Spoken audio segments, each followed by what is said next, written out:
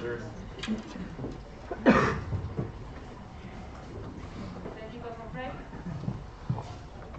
Federici, IT coordinator, the live stream is on.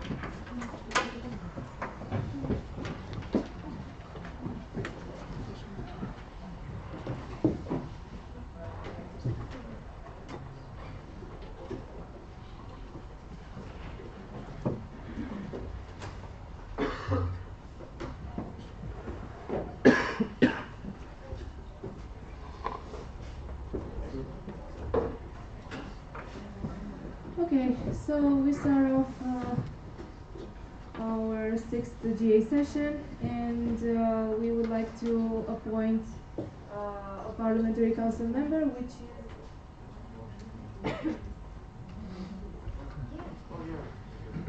Ioana Niewinska. So, as the motion reads, the 62nd EPSA General Assembly appoints Ioana Niewinska, PPSA Poland, as Parliamentary Council member for the duration of the session 6th and 7th of the 62nd General Assembly. I open the floor for discussion. I see no points raised. Joseph, with the technical? Yes, Mr. President, I close the floor for discussion. Okay, I will read the motion again. The 62nd EPSA General Assembly appoints Ioana Niewinska, PPSA Poland, as Parliamentary Council member for the duration of the session 6th and 7th of the 62nd General Assembly. Votes against, abstentions, votes for.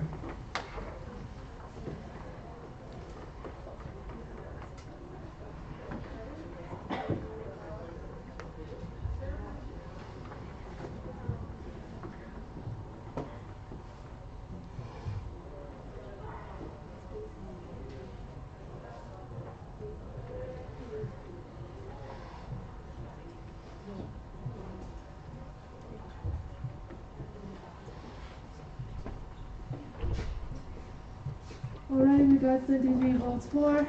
The outcome is the motion was carried unanimously.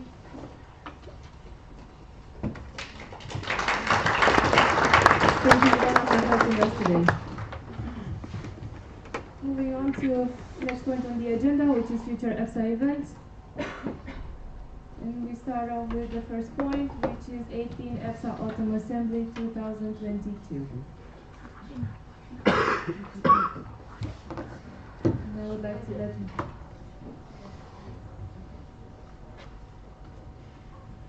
Marina? Technical. Yeah,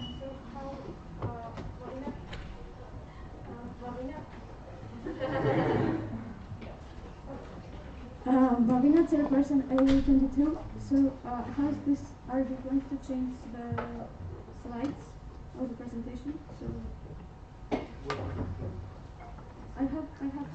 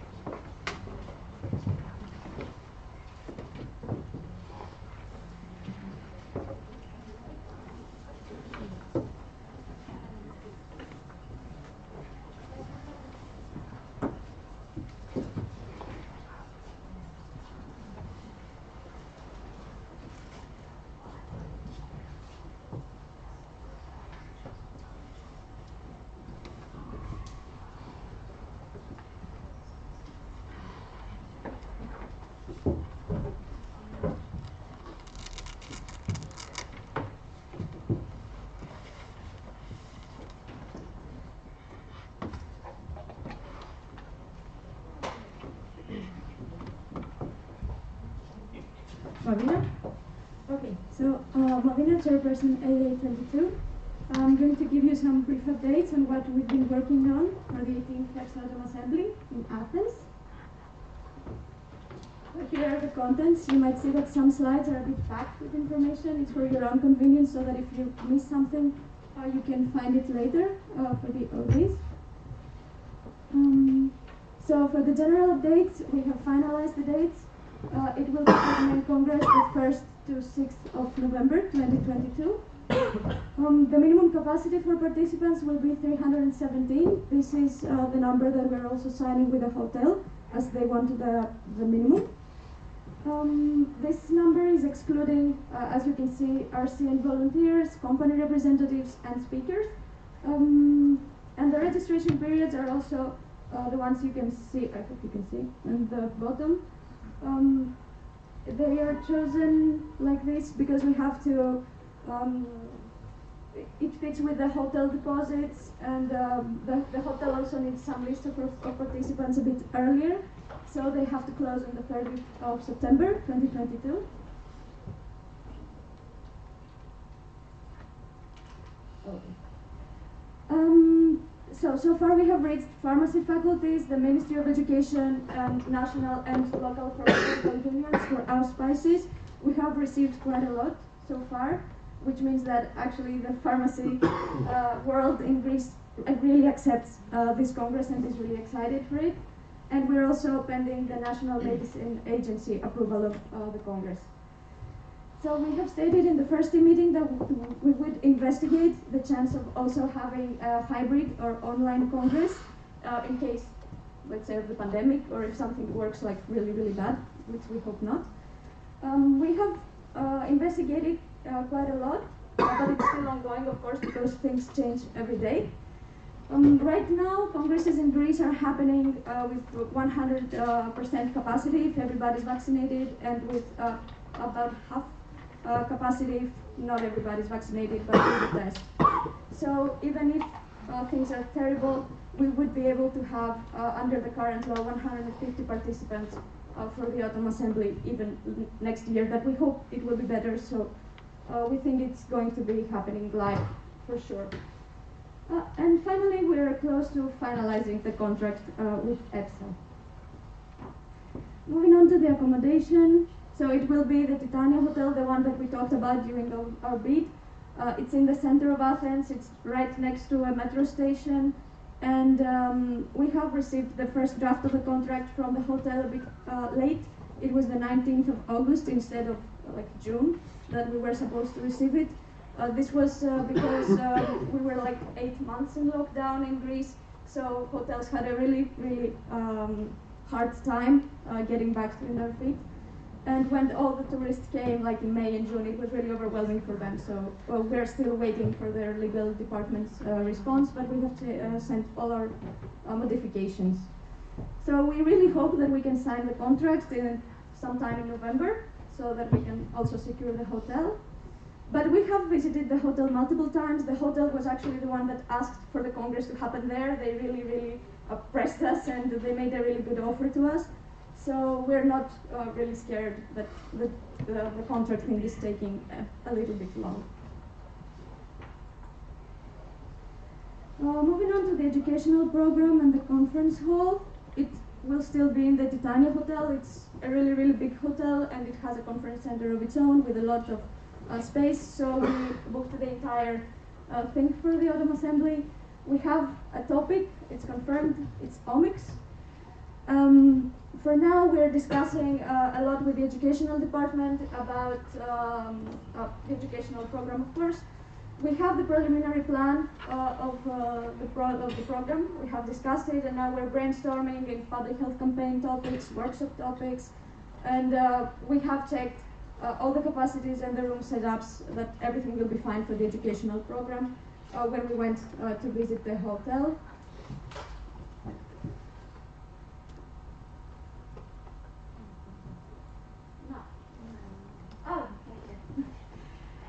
So here you can see the floor plans.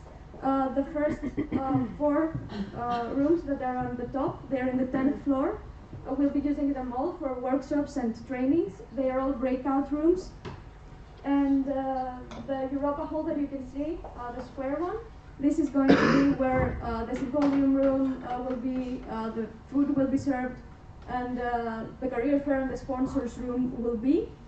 What is really important is that we have secured that EPSA and GPSF merchandise table can be in the place where we eat. And also we have one workshop room in the first floor that is not available right now. They did not have the floor plan to send us. And we have an emergency room on the first floor and a trainer's room on the first floor that can be accessible like 24/7. They have secured that this can happen. And here are some pictures. This is the entrance to the hotel, and I can assure you that it's a lot better when you see it in person. This is where the registrations, the helping desk will be. This is the symposium venue. You can see it's a bit wide, so there might be a need for 2 projectors, which is something we have to discuss with the speakers beforehand so that they do not get confused. You can see that there are also 2 projectors over there. Those are the rooms, the double ones. Those are the double rooms, and we will also have triple rooms that will be a bit bigger and have an extra bed, and also the single rooms for speakers and some alumni that will also be like about this size but with just 1 bed. And here are the workshop and training rooms that are on the 10th floor. The 10th floor also has an amazing view of the Acropolis as well. Yeah. And this is where we'll be eating our lunch and dinner. We're supposed to be eating all together during the lunch and dinner time, which is really good. They have told us that it will be happening according to the protocols. If the protocols allow it, we'll have a buffet. If they do not allow it during that time, we'll have just 4 meals, like main dish, salad, dessert, and stuff. And this is the sponsor room that you can see in the second picture. Here is where our sponsors will be. I'll talk a bit about the sponsors later, but this is the main place where they will be. This is where the breakfast will be served. It's in the 11th floor.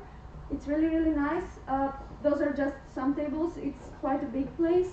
Not that big. I mean, I'm not really sure that all of us can eat all together, but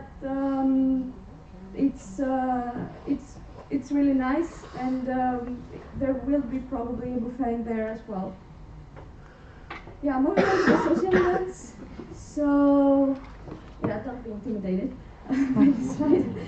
So the main point is that we are still working on the social program because it is a little bit early, and the places that are open during the winter, which will be November, which will be the case with November as well, are opening right now. We are in contact with a lot of places, and we are receiving offers that match our current budget.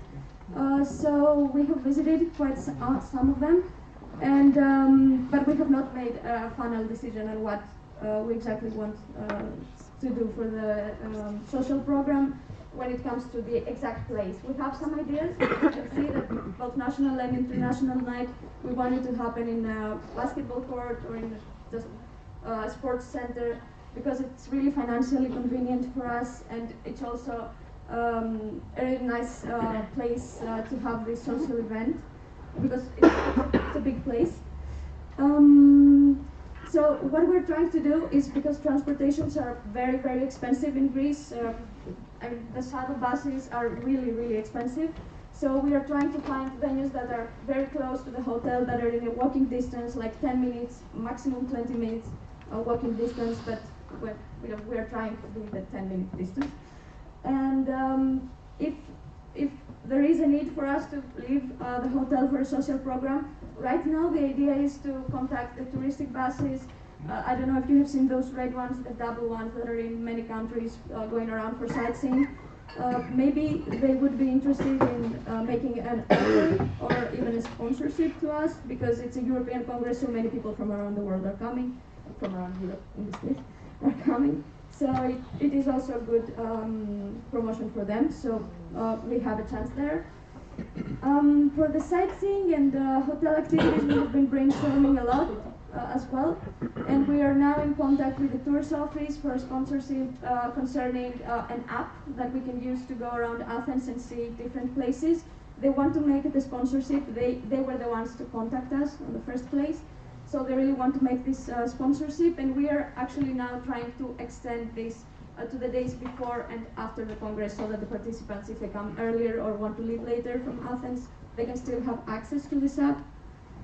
And finally, we're working on the opening ceremony, because I know that for a lot of people it's a problem that there is no meal served during the first day.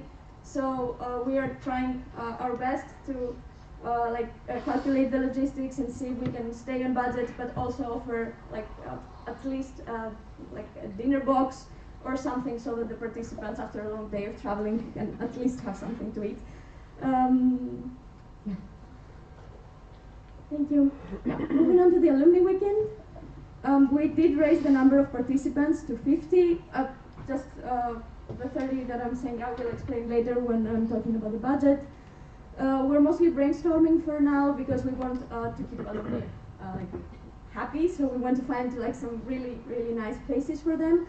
We had to change the alumni meeting place because we had one of the rooms of the hotel dropped for budget reasons for now.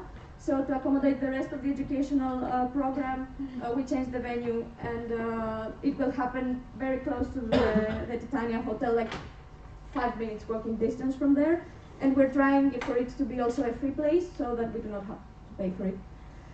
And we are brainstorming for sightseeing activities as well. We have some nice ideas, but I don't want to spoil anything right now. About the pre-Congress tour, so October 28th is a national holiday. Like yesterday was our national holiday in Greece. So things are very expensive, and traveling is very expensive during this time. So the whole pre-Congress tour has to be organized by a travel agency. It's not something that we can work on ourselves. It's very, very expensive to do it. We're still staying in the Peloponnesos theme destination, because it's really nice, and it's also close to Athens, so that we do not have to take a long time traveling in a bus. We are collaborating with 3 travel agencies for now, and they're trying to make the best offer for us. We are currently in the 260 euros per person, let's say, milestone, but our target will be 220 as promised, because we think that it's feasible with 220, paying also for the Congress. It will be for 35 people as well, like 30, 32, and 3 helping team members or organizing committee members. And yeah, right now we're staying with the Peloponnesos plan, and we'll see how it goes. Okay, so moving on to the finances. So what we have done so far is that we have created both the privilege booklet for the pharmaceutical unions in Greece and the privilege booklet for the companies. And we have already contacted all of the local and national pharmaceutical unions to ask for their financial and scientific support. And we have received some positive answers. They are mostly from smaller unions, for now from local unions. And after the AEC, we have already planned some meetings with the bigger than national ones, because those meetings are better to be in person now that we can do it, so that we can further discuss their support to us.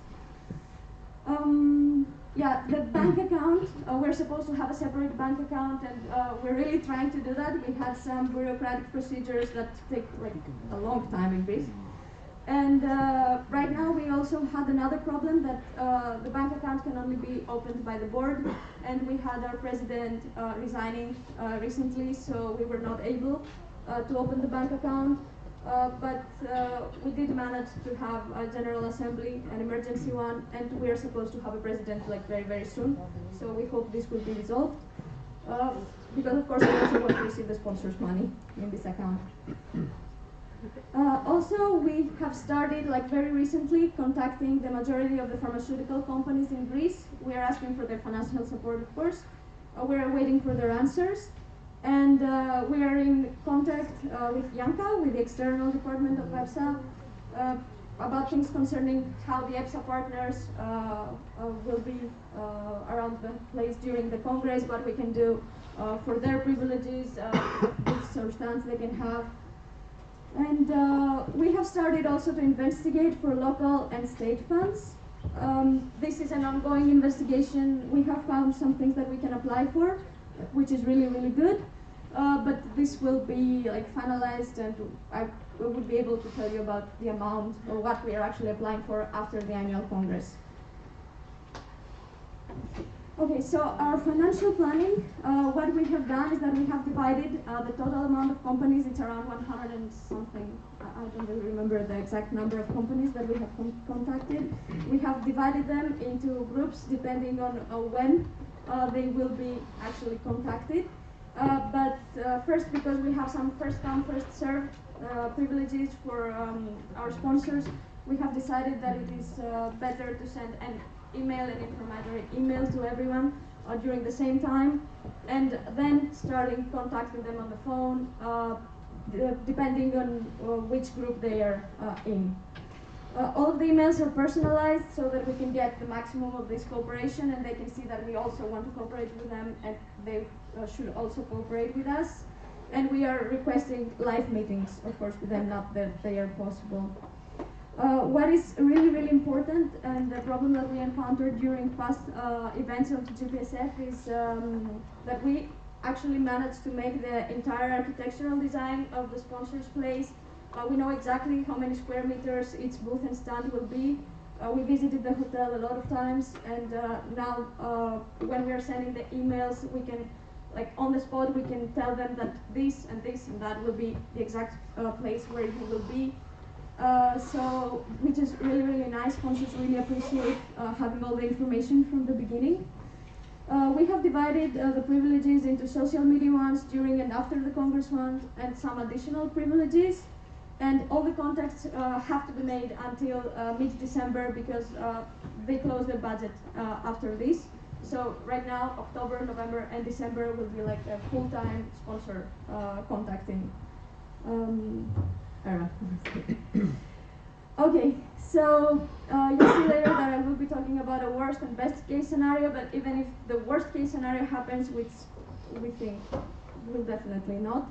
But in any case, we have already started to investigate on state funds, as I told you, which is something that will really help us in case we do not get the money we want. And also, we have discussed with the GPSF board both last year and the current one that some money from GPSF events will be also donated from GPSF to our Congress to cover some expenses that might come up. Of course, we want to keep a balance. Not all the money will go for the Congress if we do not have the need for it, because also the team has to function somehow. Okay, so I hope you can see clearly the budget. I will briefly go through some changes that were made. So for now, firstly, in the regular participant and ODs that you can see, we also have incorporated the observers, like the student partners. For now, you can see that the volunteers and the RC are still paying to attend the Congress. And in my opinion, and in everybody's opinion, we're paying quite a lot right now. So the target for us will always remain to eliminate both those fees. For now, the budget cannot stand without them, but our final target would be to completely eliminate at least the volunteer fee. What else? The alumni have been raised to 50 from 25 that used to be in the bid budget. So we are signing for 30 alumni with the hotel so that we do not have to pay for extra people in case they do not show up, because the deposits are made now and we have to pay for a minimum. So we made the alumni a 30 minimum, but we have counted for 50 alumni. You can see the small sponsorships that we have already secured, and I'm not really sure if you can see on the bottom, but GPSF also made a donation, already made a donation of 735 euros to the Congress. This was decided by the General Assembly back in May.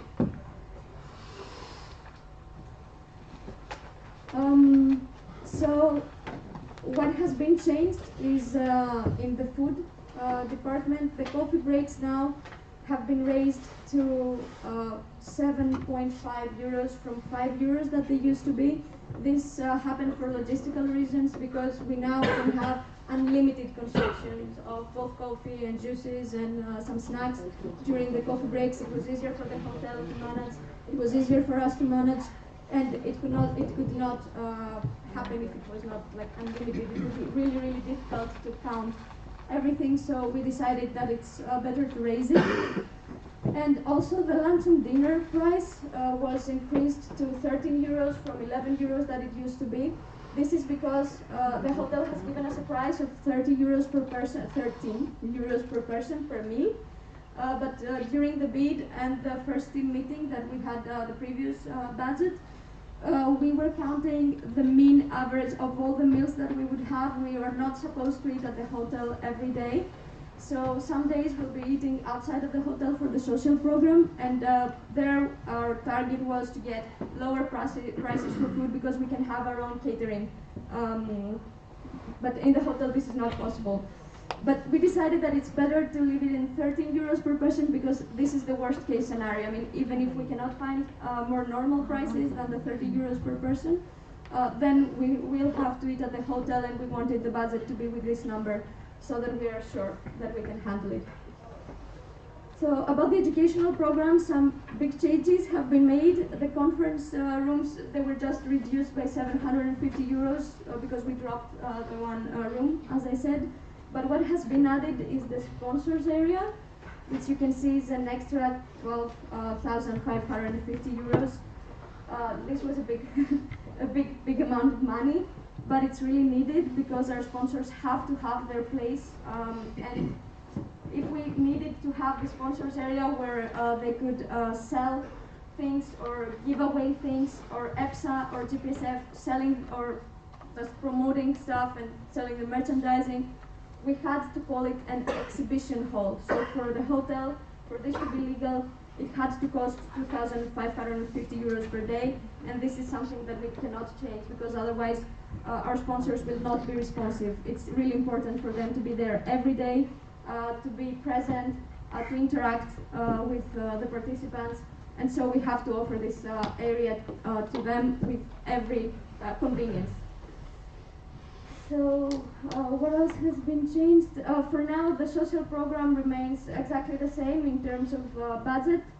Of course, it's one of the things that the budget will be raised in case we have more funds, but for now we can handle with this budget from the offers that we already have.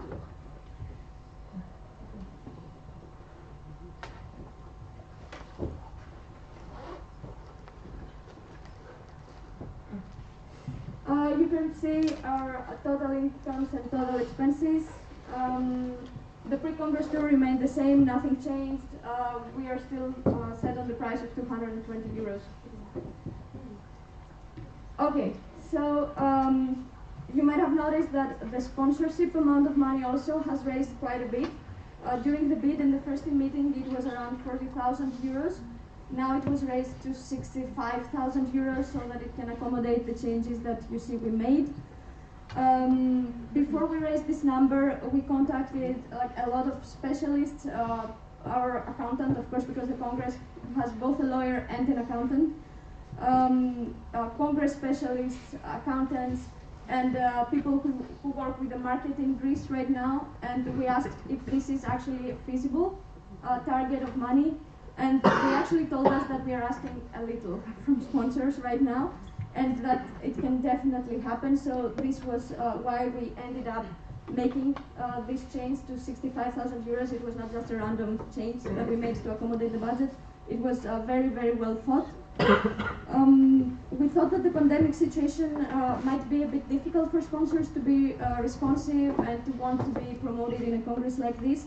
But I think that the case in the end, and after talks, of course, with specialists, is that this is not the case, that sponsors right now had a lot of congresses cancelled, and now they need the promotion more than ever, especially in a congress like this. And so, even though it might cause some delays, the pandemic is actually in our favor. You can see our worst case scenario for the sponsors. It might seem a lot, I know.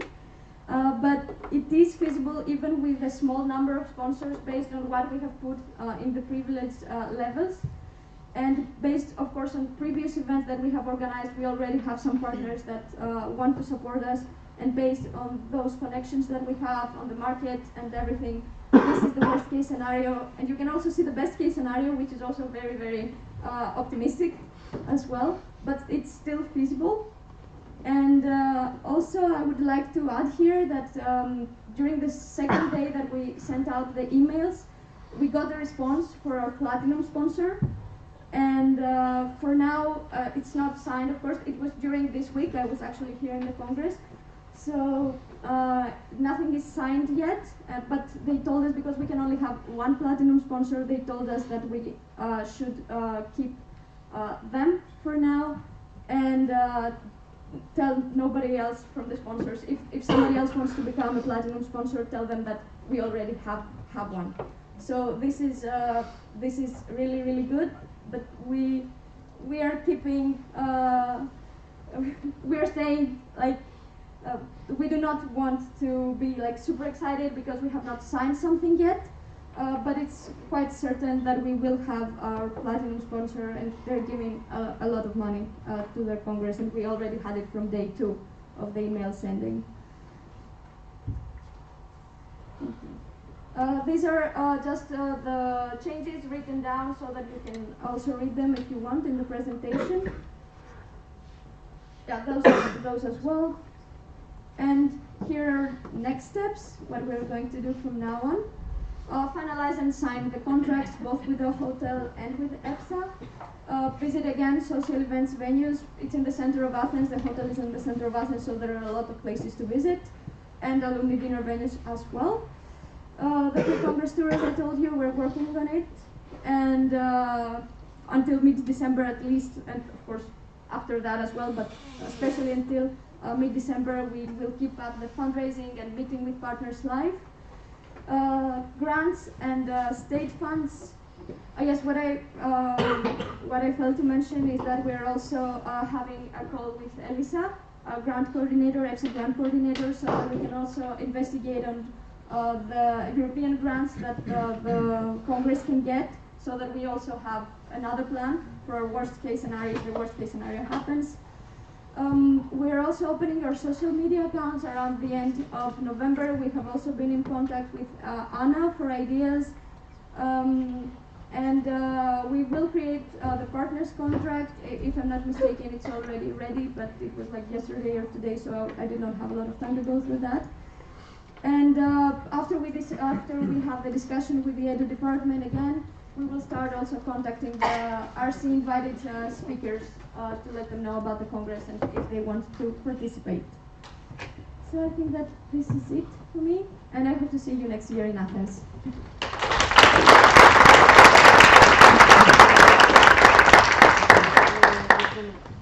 you so much, Martina, for the update.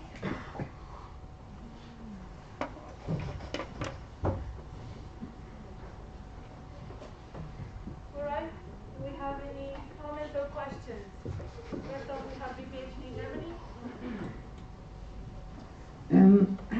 My voice is a bit down, but Carolyn, EPSA Germany. So thanks a lot for your presentation. I think we're all hyped to go there, and it looks so nice. And thank you for your amazing work you've done already. And you seem to think about everything, which is so nice for us. Also, you give us a really good feeling about it. I was wondering if you also have a maximum capacity for all the participants. I hope I didn't miss it, but I only saw 317 as a minimum. Thank you.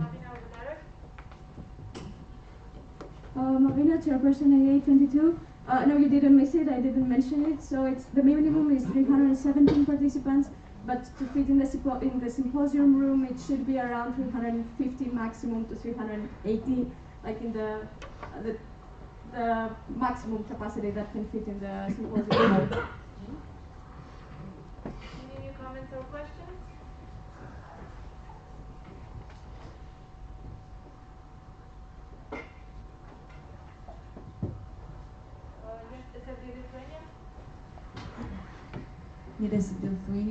Dear Chairperson, we would like to thank you for your transparency, for your effort, And well, to add a bullshit, we're ready for a Greek touch, I guess.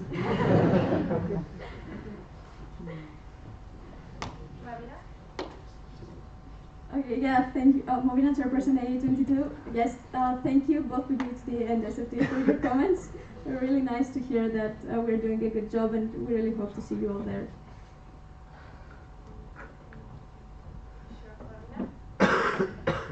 Moving on, Chairperson AA22. So I would like to thank all of the EPSA team. They've done an amazing job with our Congress, even if it's happening in a year from now. They're in contact with us like all the time, and whenever we have a question, they're always there. And that is really, really nice because we feel also their support, which is motivating us a lot. And I really want to thank them like all for now. And I also want to thank the rest of the RC because they're working like really, really hard. And I know that some of them are watching right now, so I really want to say that in public as well, so that they can hear and they can know that they're doing amazing. And that's it. Thank you. Thank you so much, Martina. I see no more points raised, so I shall continue to the next one on the agenda, which is the 63rd EPSA General Assembly. The executive Kati.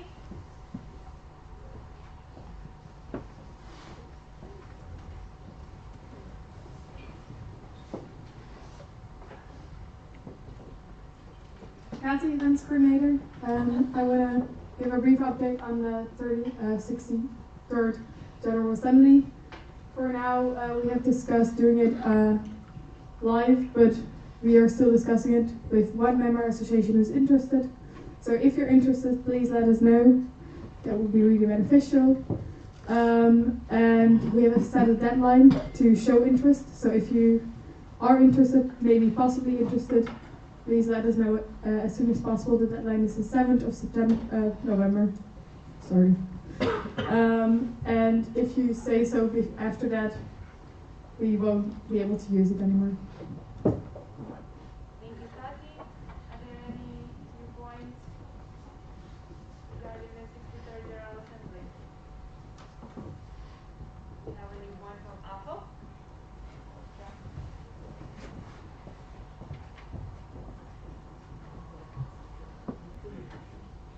Annika, out of Austria, what would be happening if the worst case scenario is that you don't have like a normal Congress?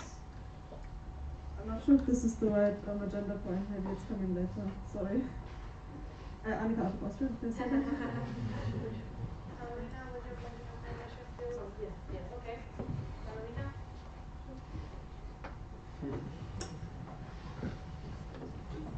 Carolina PPA, so just a small point of information. We are calling it the 63rd General Assembly because AC, so the annual Congress, would have to last 7 days, 6 nights, and there's a lot of regulations around it. So to avoid it, we will be calling it the 63rd General Assembly.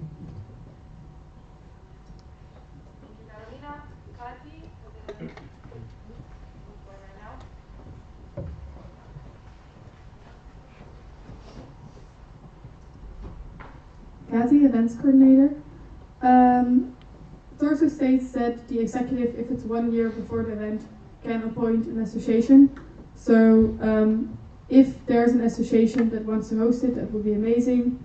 We are now currently in contact with one, but it's not sure, nothing is fixed yet. And otherwise, it will probably just be GA and a small side program on the side. It might be in Brussels, depending on how the exec wants to do it and how the team wants to do it. So that's like the worst case scenario, no association wants to do it. It will just be GA, because we need to have GA. Thank you so much, Kati. We have a report from Portugal.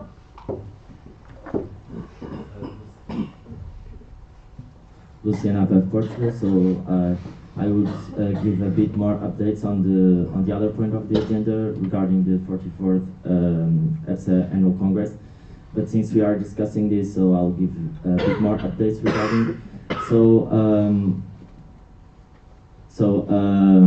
We have some students that are interested in organizing the next annual Congress, and they are actually and currently liaising with EPSA executive, because this is not a normal situation, and they are liaising with the EPSA executive to understand better the organization and preparation of the event. So maybe if this goes well, you can like experience not the French Dutch, but maybe the Portuguese one.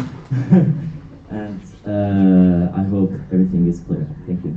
Thank you so much. Point of information from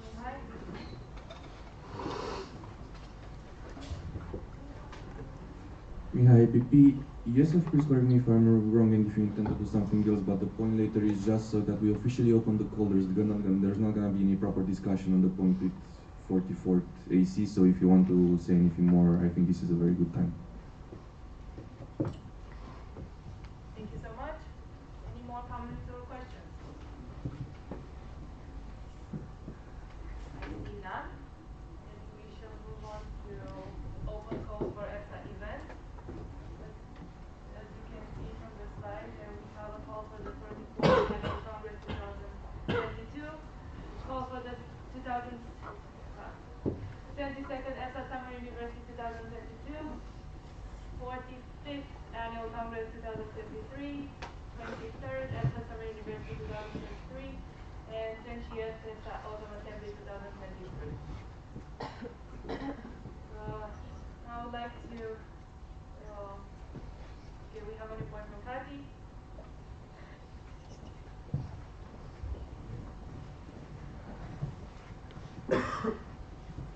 Cassie, events coordinator. So you see a lot of open calls here. If your association is interested in hosting it, this is the perfect time to say so. It is nothing official. It's not like you have to say it. Just if you're interested, you can let the GA know. We have a report from PNPSB. Jason K. Speed Netherlands.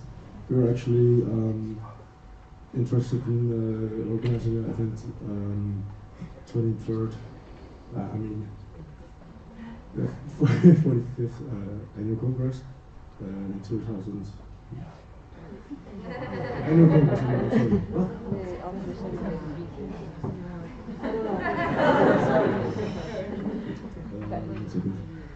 Yeah, the 23rd Autumn Assembly. Yeah.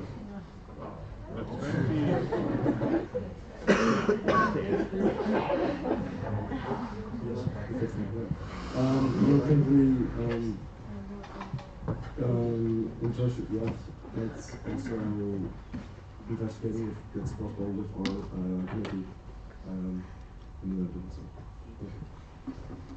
Thank you so much, PNPSB. Next, we have Slovenia. I'm interested with Slovenia. Yeah, we can say we are interested in organizing 45th Annual Congress 2023. There has been some work done already, but first we have to discuss it inside our association.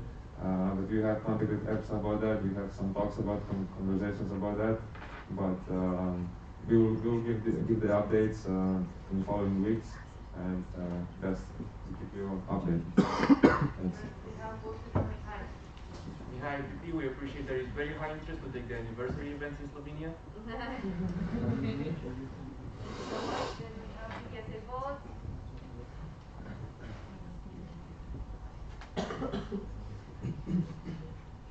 Piotr, PPSA Poland.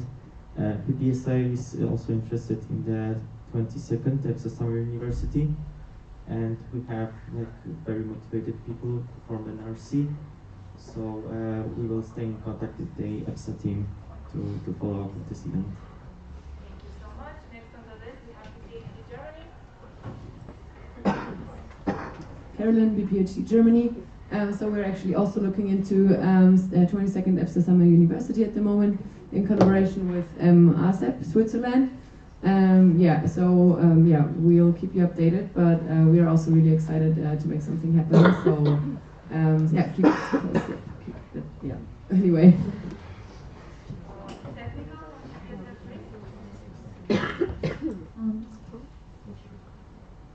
Anything to be said, please? Something small. Actually, we think it's the 19th EPSA Autumn Assembly 2023, not the 20th. Yeah, there's a mistake. Thank you. Thank you. Thank you so much, EPSA Brief. Point of information? Hi, Daniela, alumni. I was events coordinator 2012 to 14. And talking about that there's no annual Congress host yet found. We had the same situation in 2013 when the host dropped out just like 1 week before the Congress, and we all were like crushing. But then like 1 week after the Congress we found a host and we pulled off the whole Congress in like 4 or 5 months. It was hard, but it worked. So I want to encourage, even if you think like annual Congress might take, optimal 2 years to prepare. It's possible in 4 or 5 months, and the event handbook is a very good base and to learn about it, and because everything is written there, and if you follow the thing that is written there, then it can work also in this short amount of time. Thank you so much for the intervention. Next on the list we have next Spain.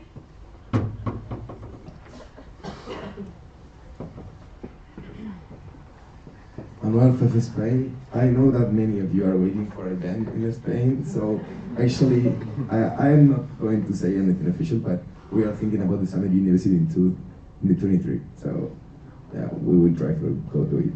Thanks.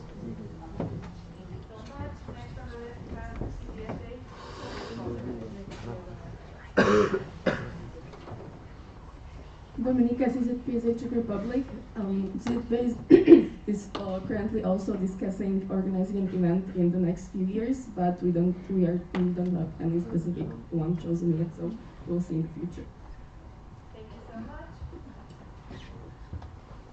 Anyone that would be interested in a future EPSA event?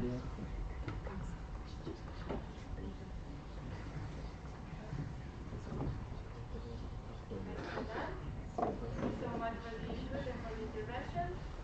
Then we shall move on to the next point on the agenda, which is EPSA TORSO, now the technical from Joseph. Yeah, Mr. President, can I get 5 minutes to quickly discuss something with PC?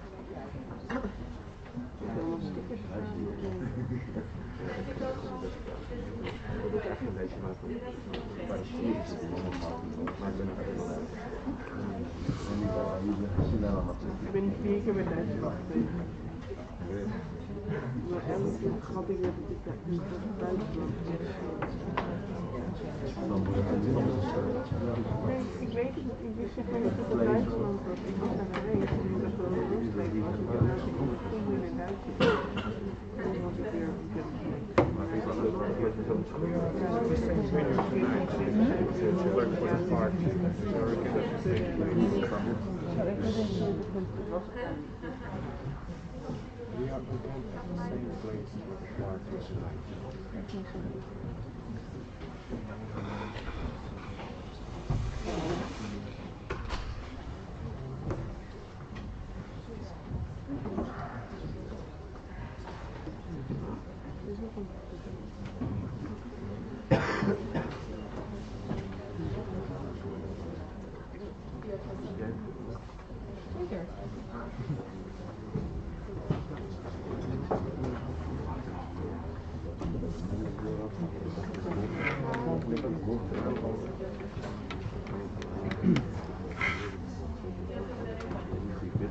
present. So we got very quick, small mention of the agenda.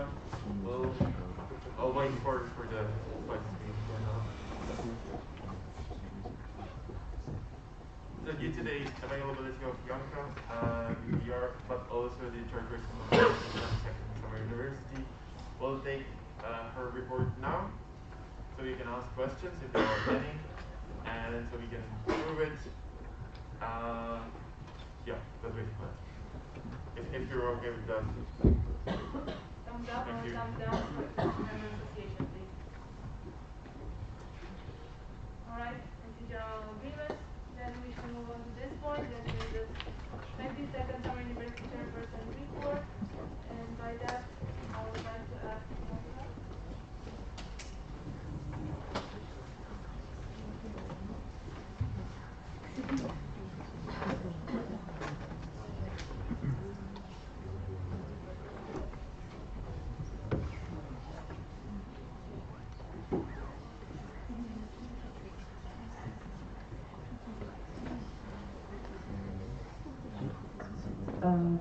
Hello, Bianca, Chairperson Summer University 2021. I actually didn't prepare any speech, so because I didn't know that I will be supposed to say something.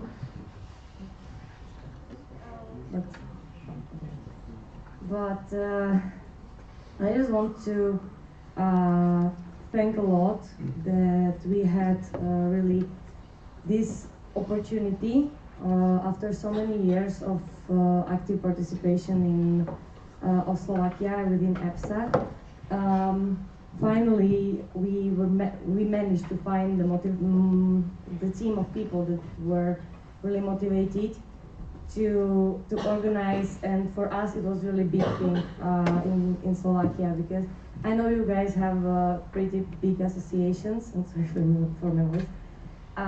You have pretty big associations and also local ones, and you are used to organize big events, but this was supposed to be the first European thing, and I'm so honored that I could have been part of it, even though it did not work as we wanted. But on the way, I met so many amazing people, and okay, this is gonna be emotional. Sorry. I grew up so much in this association that I just wanted to make it happen, because I came to EPSA 2014 as an OS. Yes, I'm old. And I didn't know why Slovak students don't want to, or not don't want to, but they're not coming to EPSA events. Like, why? I mean, they're coming, but they are from Czechia, because bullshit, sorry.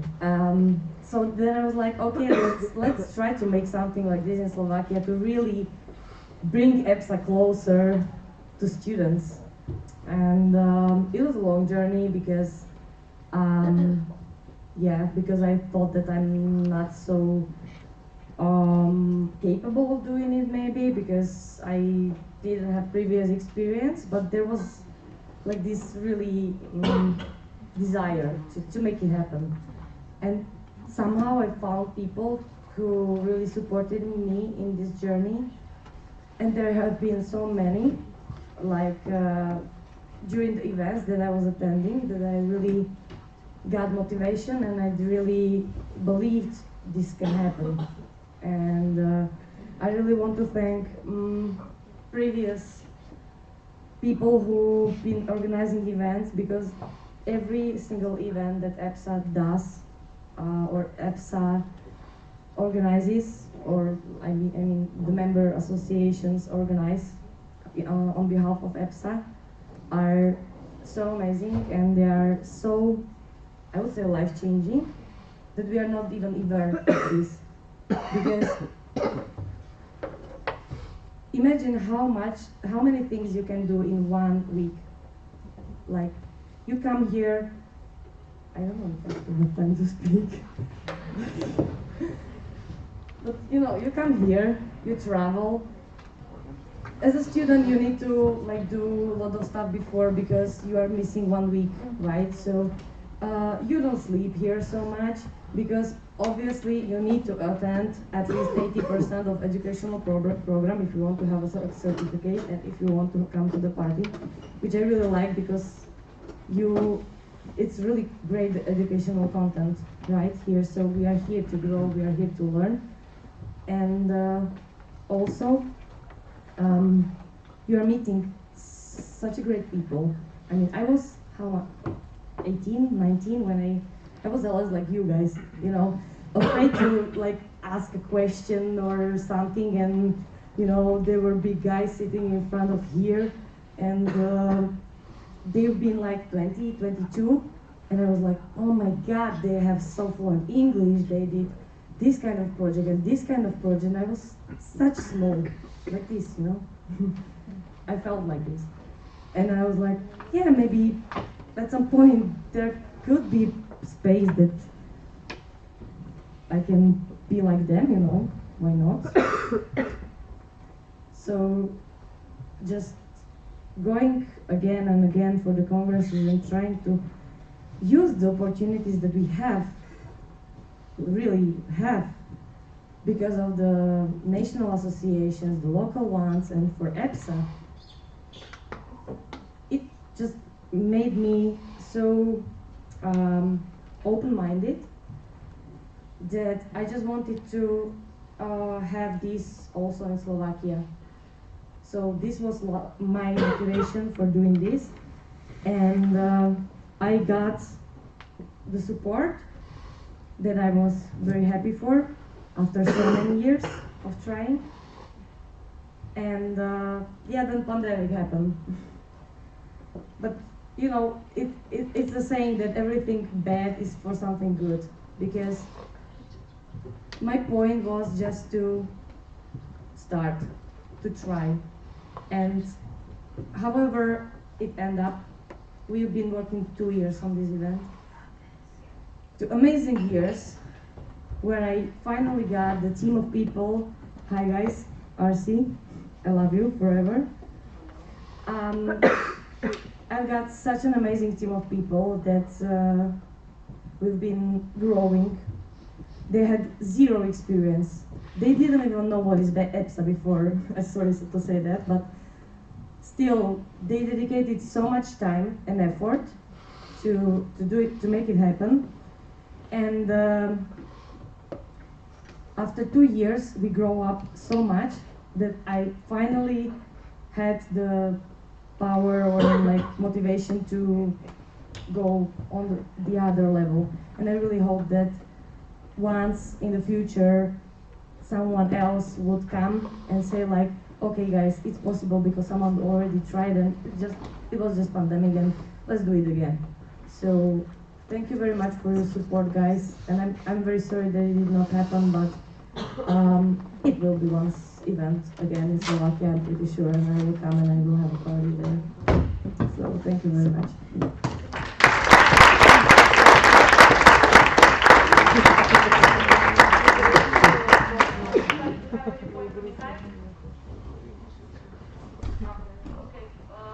Direct from Kati.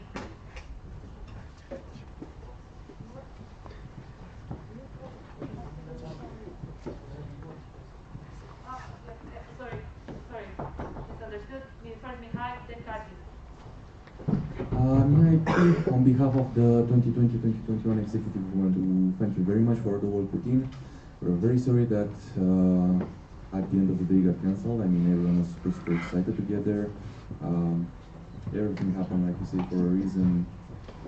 Let's hope for the best for the future. Let's look up. Everyone learned a lot from it, and we're thankful for all the effort put in. Next we have Kati. Kathy, events coordinator.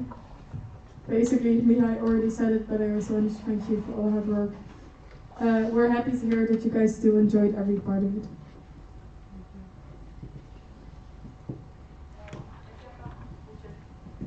Bianca, chairperson of SU21, and we are still enjoying because thanks to that I have a really great group of people who is going to enjoy with me the New Year's Eve. So this is what is important. You have a lifetime friendships.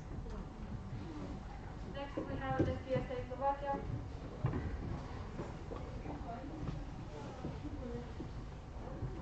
Laura, SPSA Slovakia, we would like to thank you for all your hard work and all your efforts and dedication to become the first EPSA Young in Slovakia. We truly appreciate all your time and energy, actually the whole RC's time and energy which you put for the preparation, and we feel proud of all the RC's members. Thank you. Thank you so much. Any other interventions? Comments? I see none. So I'd like to thank Janka, and we should move on to the motion. The 62nd EPSA General Assembly approves the 22nd Summer University Chairperson Report. Do we have any abstentions? Yeah. I open the floor for discussion. Are there any more comments on this motion? Joseph? Yes, President, I close the floor for discussion. Thank you, Joseph. So I'll read the motion again. The 62nd EPSA General Assembly approves the 22nd Summer University Chairperson Report. Any votes against? Any abstentions? Votes for? We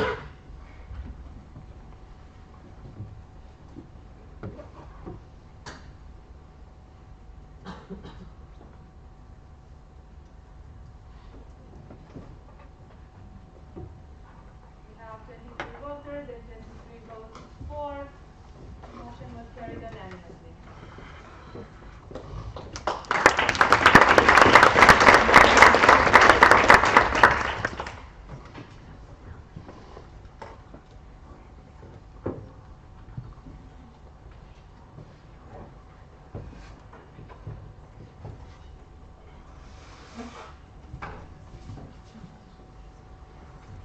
Alright, then we get back to the point with EPSA TORSO changes.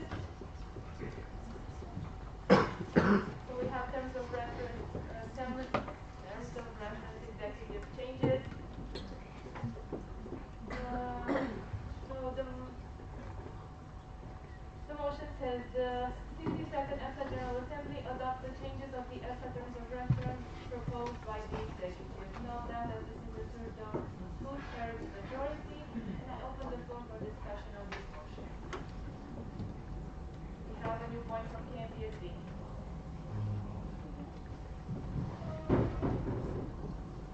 Jason Kinky speaking Netherlands. I would like to ask. Jason Kinky speaking Netherlands. I would like to ask.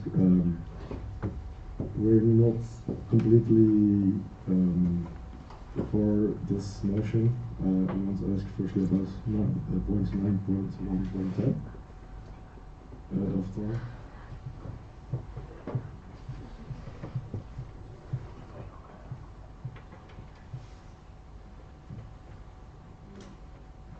Please repeat what motion were you referring to?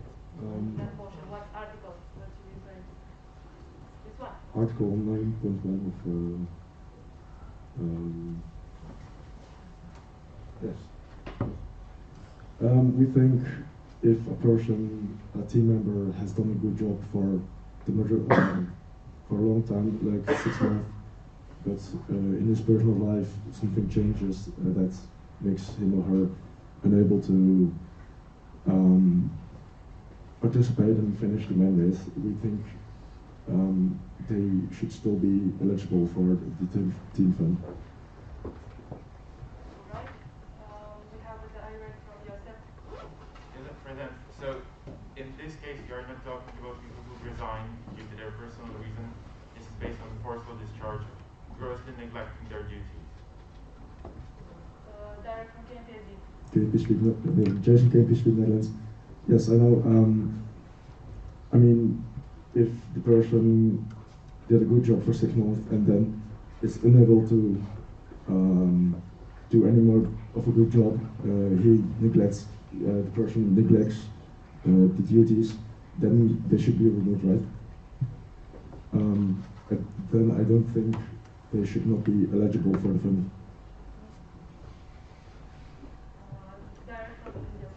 As a present, so how is it when someone is doing a good job, but they start to neglect their duties? It's not from zero to nothing.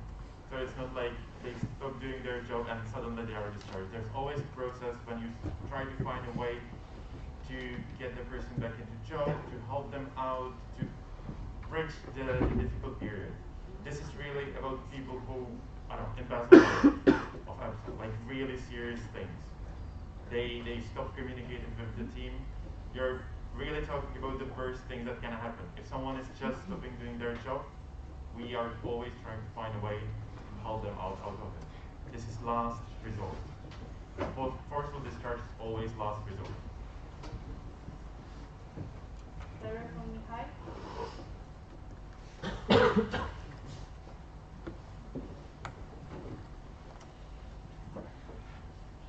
Mihai PP. Furthermore, as I was the one working on the rec changes for the last GA and like the whole discharge procedures and everything was redone, from many years, if you get forcefully discharged from office, you lose infant. This is not something new. This is just rewarding clarification here. So this is already happening for many years in EPSA. We're not proposing to change it. We're just making everything more clear, because in case it gets to ever, like if it ever gets to this, executives and teams should know what's happening. Any other comments on this article specifically? KMPSD with a direct. Franca, KP Speak Netherlands. So just for our clarification, it's a clarification. When people stops from the EPSA team because of personal reasons, he is able to get his fund or not? Yes? Okay. Alright. Any other comments on this article? I see none. On any other comments on the terms of reference? The changes that were proposed. KMPSD with the point. Jason KP Speak Netherlands. I would like to go to Article 11 of the Terms of Regulation.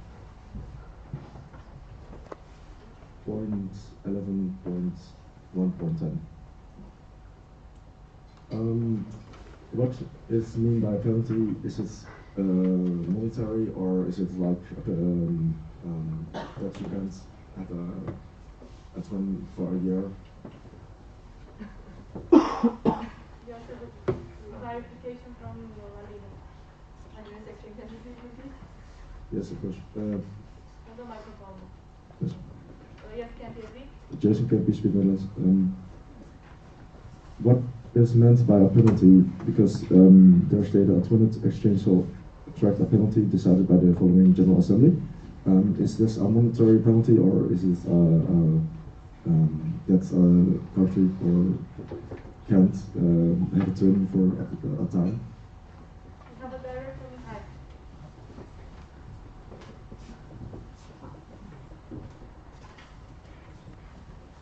Mihai APP. So when we were discussing this exchange, we did not think it was appropriate to have a set penalty already in the regulations. With this, we can have a motion coming from members, and this we can have members deciding themselves what the penalty be.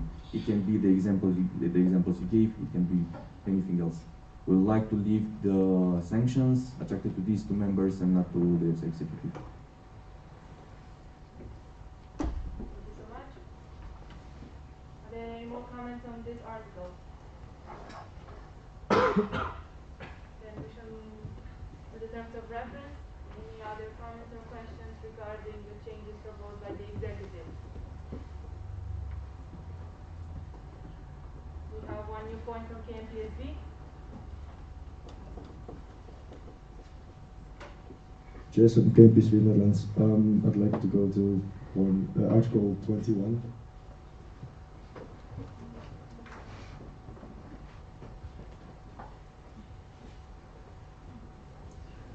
On point 21.7.10, it is already stated in point 21.7.3. I think this should be removed because it's the same sentence.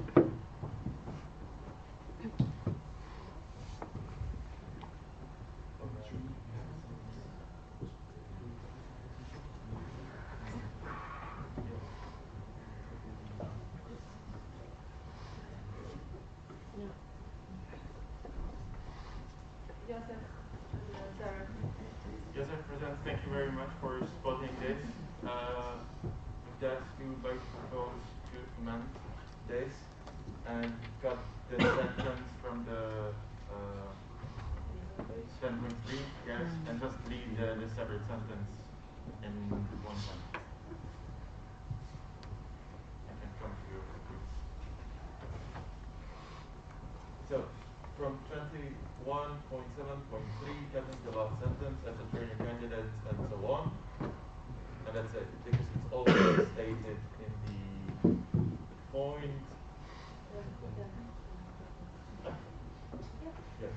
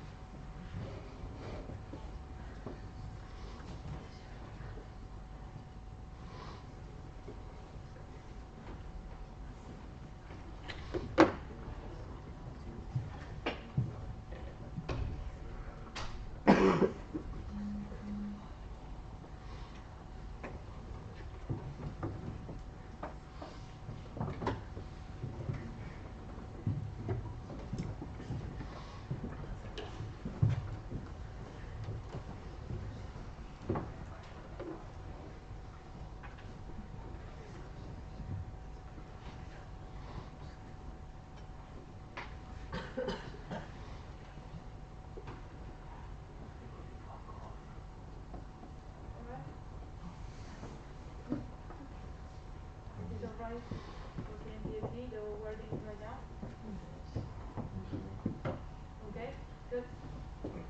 Any other comments? CMPSD.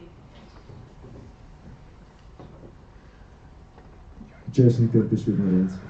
I would like to go to Article 21 again, then point 21.7.9. Won't the trainer travel fund be won't the trainer travel fund be already looked by the audit committee member? I think this means there will be a lot of more of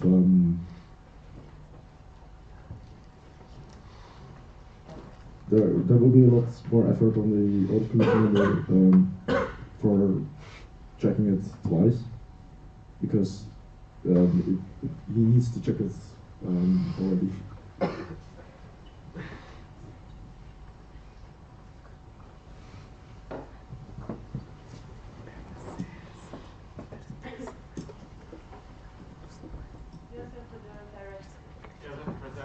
It is a valid concern, as we've been previously in past talking about the workload of the team members.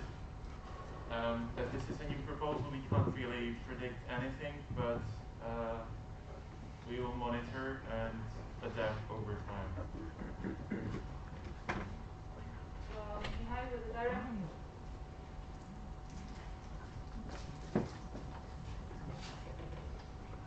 Mihai, APP, having the knowledge from the past, let's say, we had discussions in EPSA about the audit committee not doing enough to be, like, it's less than a position and they don't really fit in between a team or something like that, so the workload is not a problem. If there is a problem with the workload of the audit committee, maybe is that they don't have enough to constantly work. This is where they have monthly meetings with the treasurer, they keep very close contact and they keep a close eye on everything because they have the capacity to do it. I personally don't think this is going to be adding too much for them, and I think there won't be any problems in the near future with it. Thank you, Mihai. That's the last presentation that we can hear. Then we have one for TNPSB. One for TNPSB. Direct from TNPSB. Jason Campus, Netherlands. I actually meant if there's going to be a new book made, that means this will contain things that they already get to see. So that means you need to make a new book. You need to make it good.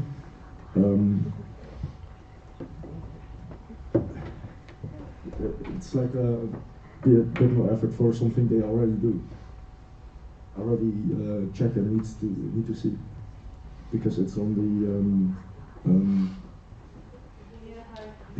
have clarification. Please, could you please state your question as clearly as possible so that we all can all understand.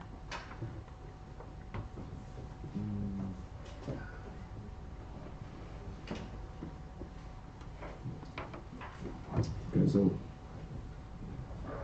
just for the minutes.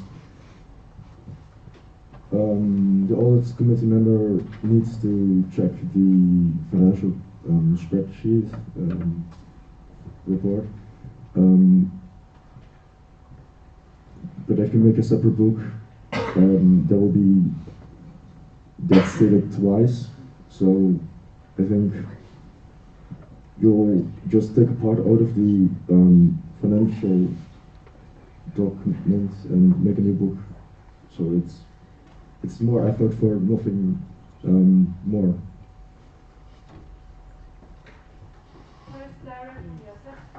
Yes, President. I'm not 100% sure if I get what you're trying to say, but the travel fund is completely new thing. You're not reimbursing the trainers. So there will be no duplication of work that's already being done regarding financing trainers' travels. Okay, thank you, Joseph. Then we have Mihai with the direct. Mihai EPP. So maybe I got it a bit different. Are we discussing about the structure of financial documents that will be submitted to GA? Like we have the fund somewhere in the report and then it can be also somewhere else? Is this sort of technical discussion? Or it is about the actual implementation of things?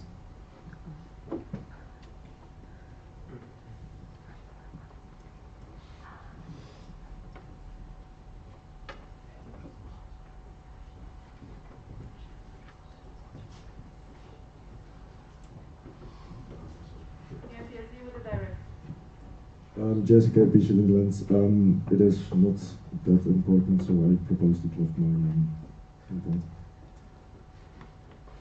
Okay, thank you. Other comments on the changes proposed by the executive regarding terms of reference? We have a new point from Appoint Portugal. Luciana Appoint Portugal. So could you clarify us a bit more regarding in the same article? The EPSA Twinnet project. So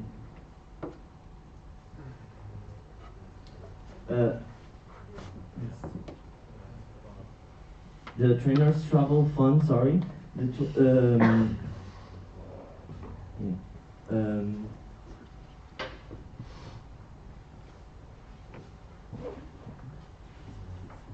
21.7.11.1.1. So could you, yes, the up to 100% of the cost up to 150 euros. So would you give 100% of the costs, or it could be like, for example, 30%? So maybe this is a bit unfair. Thank you.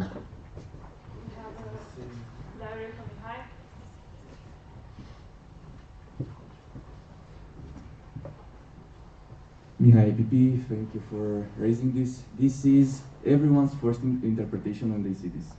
Things are a bit different.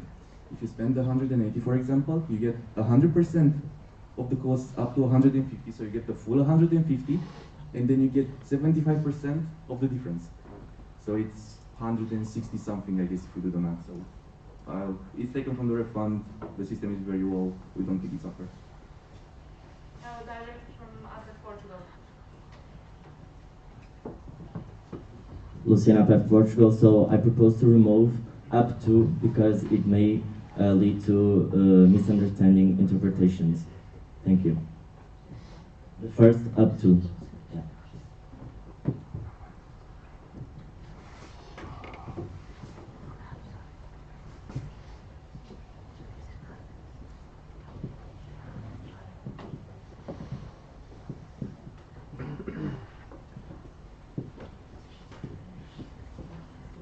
Technical from Joseph. Joseph, President, can you get a minute to quickly discuss it in the exec?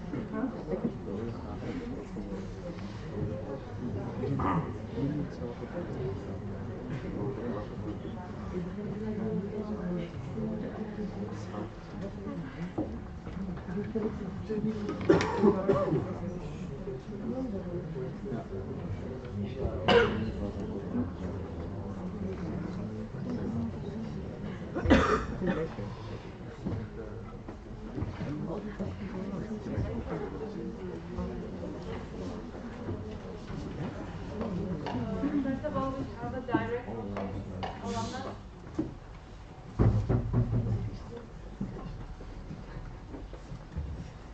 Chris Alumnus.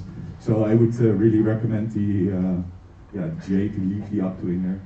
I think all the regulations have it raised in the same way, also in the regulable as rep funds, and also if you are not doing financially well, this is something very important to have in there.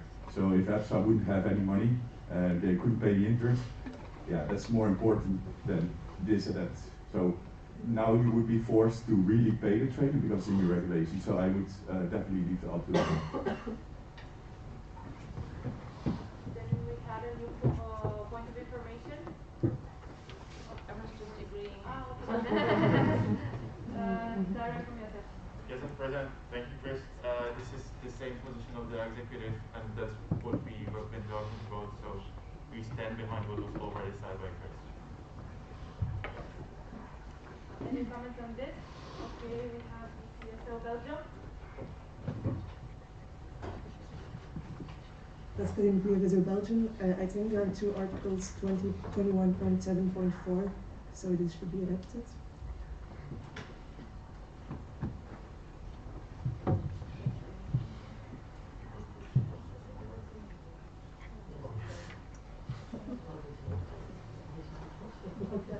Direct from Michael.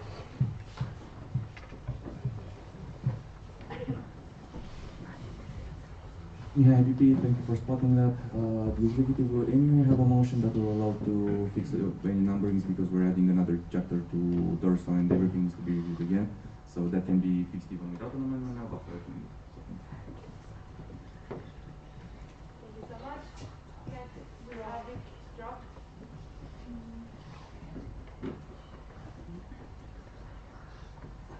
Any other comments regarding trainers travel time? Any other comments regarding changes approved by the executive regarding terms of reference?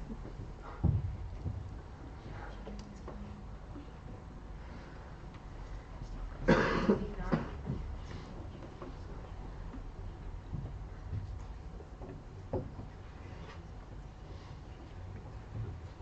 Commercial, technical from Joseph? Yes, President. I close the floor for discussion.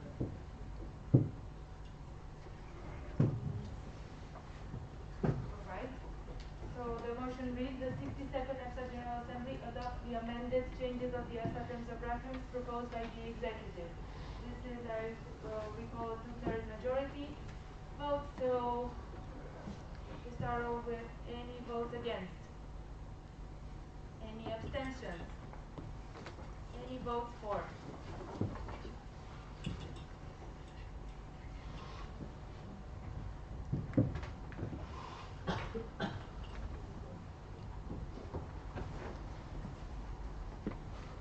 We have 23 voters and 23 votes for. The motion was carried unanimously.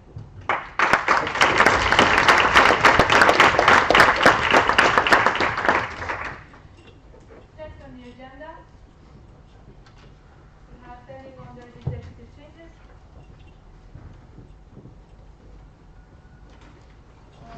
The motion reads the 62nd EPSA General Assembly adopts the changes of the executive orders proposed by the executive. With this, I open the floor for discussion.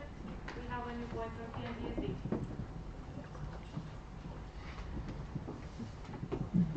Jason Kempisch, Netherlands. Did you talk to the alumni about Article 11 and what came out of it? We have a direct from Mihai.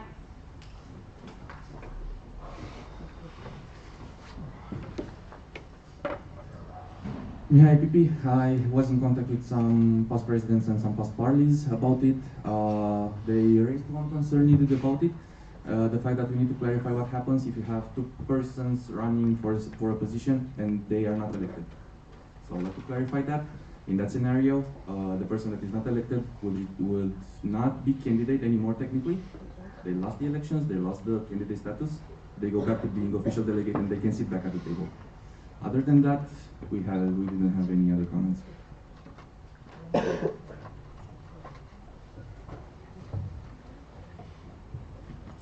other comments? We have clarification from KMPSD.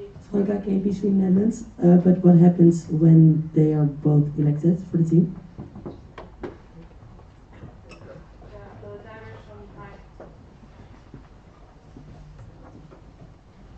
Mihai PP, the scenario I was discussing applies when you have two persons running for the same position.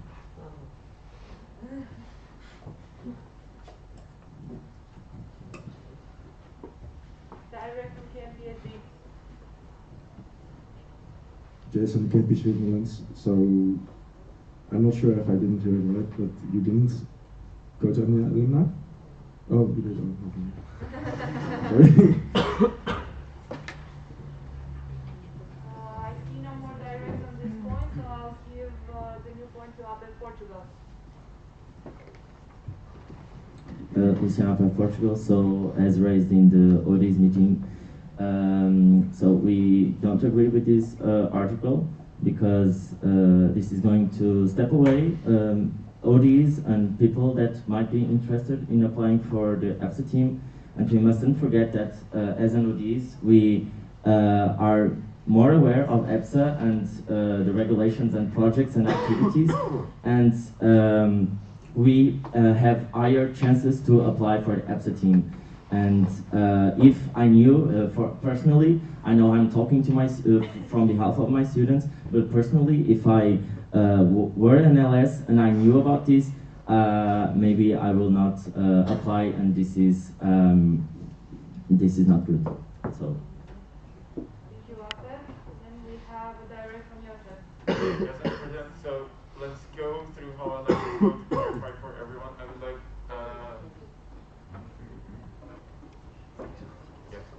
I would like to ask DC to put on the standing orders with the election procedure. I think that's Article 12, so we can have it everyone in front of us.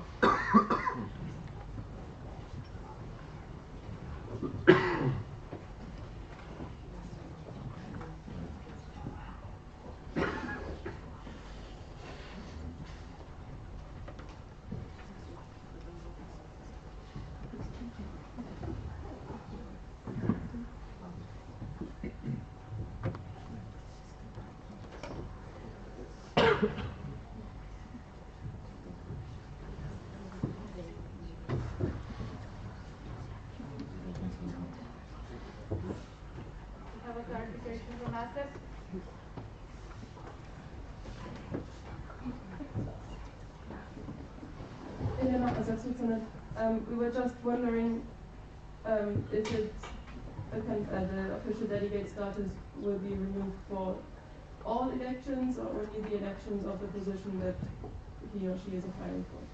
Thank you. Joseph with a point of information. Yes, President, it will be for the whole elections.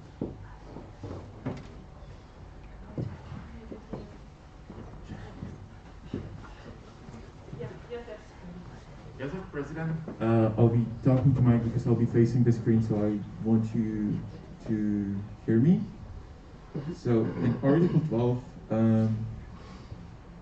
there's the list how the elections are proceeding, so in which order the positions are elected. Let's take how it's done now. So if we would have one OD running for, let's say, VP Internal Affairs, it would be the way that the current executives step out of the table. There's the elections. The PC is chairing the GA. There's the normal procedure of questions, internal discussions during which the candidate, in this case the OD, cannot be in the room, so they step out. They have the second OD that is speaking on the behalf of their association. Then there's the election, and if they are elected, they are going to the exec table. They are not the official delegate anymore. So this is how it's happening now. Then let's say we have a person, or we have two ODs, and both of them wants to run for a position. Let's say they both want to run for exec position. So for example, Internal Affairs and SecGen. In this case, Internal Affairs is going first. They will have their election procedure. They are elected. They are going to the table. For SecGen, the same. They are elected and they are going to the table. It's still how it's going now. In this case, the association wouldn't have any ODs. This is not about the change. This is how it is right now. Then let's say we have a situation when both of the ODs want to run one for exec position, so again, Internal Affairs, and then let's say events. In this case, it's done that, again, the procedure for the executive is going the same. They are elected, they are leaving their table, and they are going to the exec table to sit there. Then there's the procedure with the elections of the coordinators, which is done in block. So all the internal discussion is done at the same time. So the second candidate cannot be at the table. They're leaving the room. And at the same time, their OD is already elected exec. This is still how it's going right now. So really, in a sense, we are not changing anything. We are just clarifying how it's going. Is it a bit more clear? Clarification from Asef.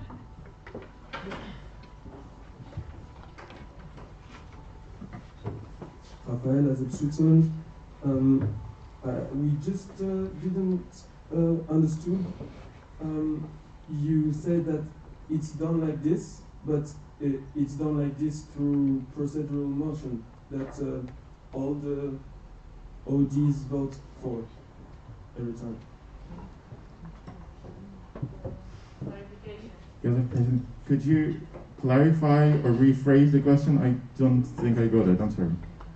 Rafael, as of Switzerland, we were just wondering, because of the fact that you said that it's always done like this, if it is through procedural motion or... Point of information, Joseph. Joseph, present. So it is a procedure, it's not procedural motion. That's two different things. Does that clarify?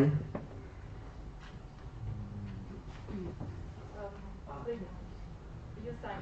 No,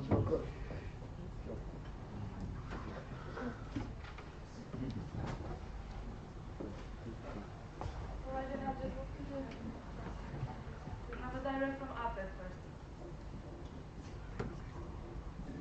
Lucian Apet, Portugal. To be honest, I think it is not up to EPSA because there is the member associations elect the ODs and I think it is not to EPSA to regulate something like this. And if some OD would apply to the EPSA team, they would not only they would lose their representative and their representation in the association. So I think this is huge, and we mustn't forget that as NLSs and ODs, we are representing our member association, and we are giving support to our students. So I think this is something that might be changed. Thank you. EPSA Poland, the direct. That PPSA Poland, we have to disagree with above because we believe that it is in the best interest of the association to have the ODs at the EPSA General Assembly. And if, for example, in PPSA, the LS and Vice President in International Affairs are the ODs, so if we both apply for the EPSA team next year, it would be in the best interest of our association to find another ODs that can represent our association during the whole GA. So I think it's not a big problem.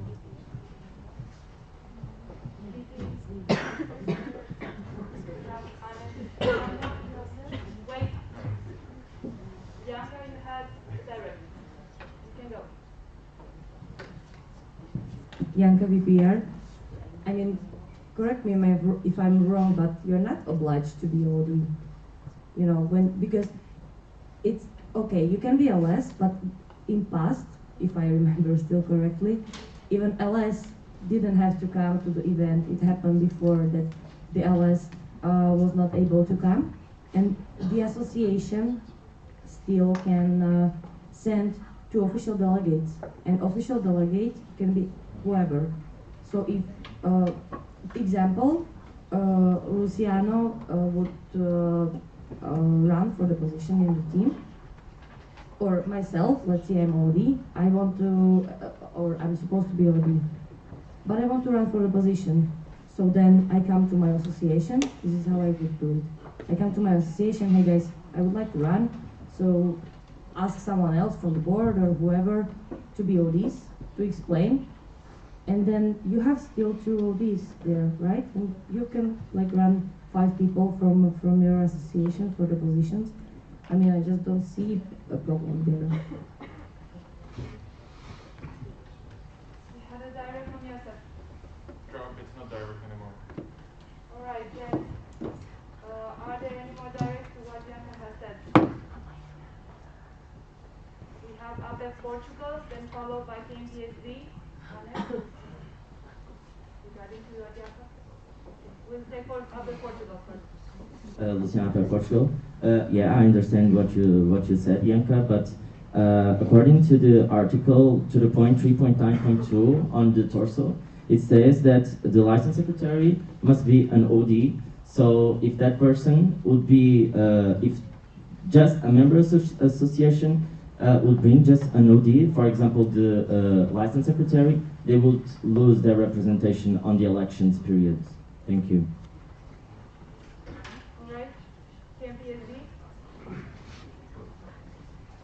Jason Cambridge, Netherlands. Yes, it's theoretically possible to have another OD, but at least in our association, I am the one I have to be the OD.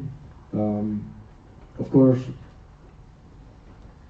I don't think my executive of my board would want or any other OD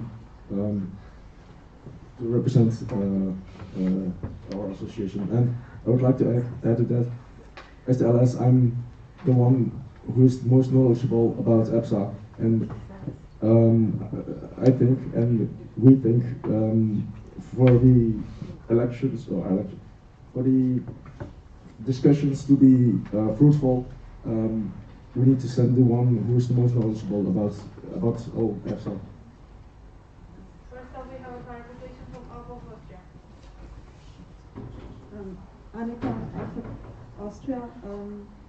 We find this discussion a little bit confusing, and we would like the exec to explain why it's actually done that the newly elected people are going to the table and what's happening next in the whole procedure of the election and 28.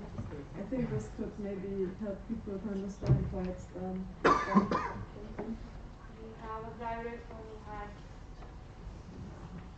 lots of information.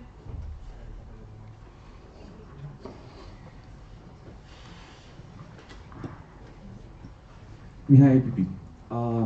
This procedure happens for executive members because for executive members, the official delegates elect point by point. So position by position, you have a vote, and everyone is voted in the executive. Afterwards, when we go to coordinators, we have all the coordinators taking questions one after another. There is only one vote. But for that vote, there is a proposal coming from the executive to appoint coordinators. So the newly elected executive has a say directly in the proposal coming from executive. The newly elected people then cannot go back to the official delegate table because you have on one hand influence in the proposal coming from the executive, and then you also have influence as members. This is why it is currently done the way it is, so that once you step into the executive, you have a say about more elections, and you can't have influence from two parts, let's say, in the election process. So you only do it as exec after you're elected as exec. And then for coordinators, since, like it was explained, since they're all voted at the same time, you have a big motion, like a motion in block with all positions, and then all the persons involved in that leave the internal discussion. So all the official delegates that are running for coordinator positions are out of the room for the motion. Did I clarify?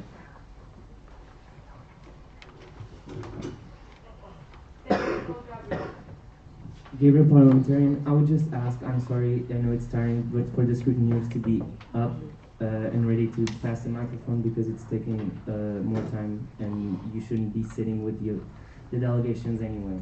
Thank you. Alright, since there are so many direct and new points on the speaking list, we will take another speaking list, so please, any other new points on this discussion? We have Chris, alumnus first.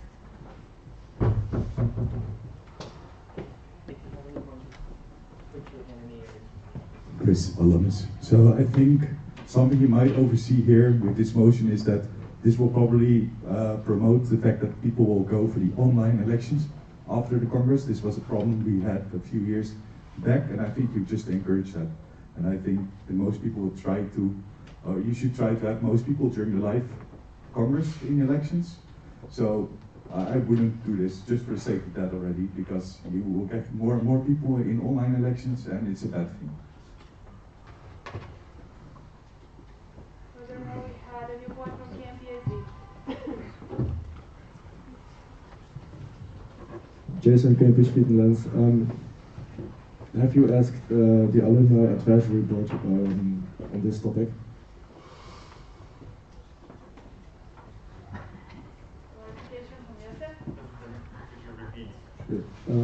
Jason Campus Netherlands. Did you ask the Alumni Advisory Board on this topic? As President, we did not have asked the AAB, as we thought that well, the AAB doesn't represent the whole alumni pool, and we wanted to go directly to parties and President, the people who have been the most in contact with this, to target our input from that. I'm sorry if I'm not completely clear with the sentence. We have a direct from KMPSB. Jason Campus Netherlands. I do think the more people looking at this, the more knowledgeable people looking at this will be better.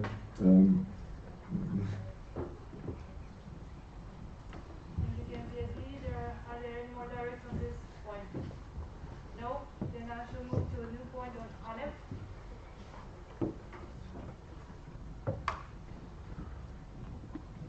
Theo Annep France.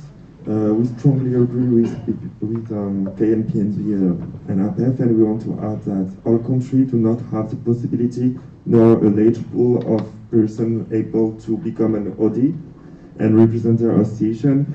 And as LS, it's our role to be professional and impartial, even if we candidate for an EPSA position. Alright, then we have a direct from PhD Germany. Marie-Madeleine Vögel, PhD Germany. So, Jason Taylor, if I understand him correctly, you're only allowed to apply for an executive position as soon as your LS mandate or OD mandate runs out, because that would be what I understand from the discussion. Because otherwise there wouldn't be enough ODs anymore to represent your country.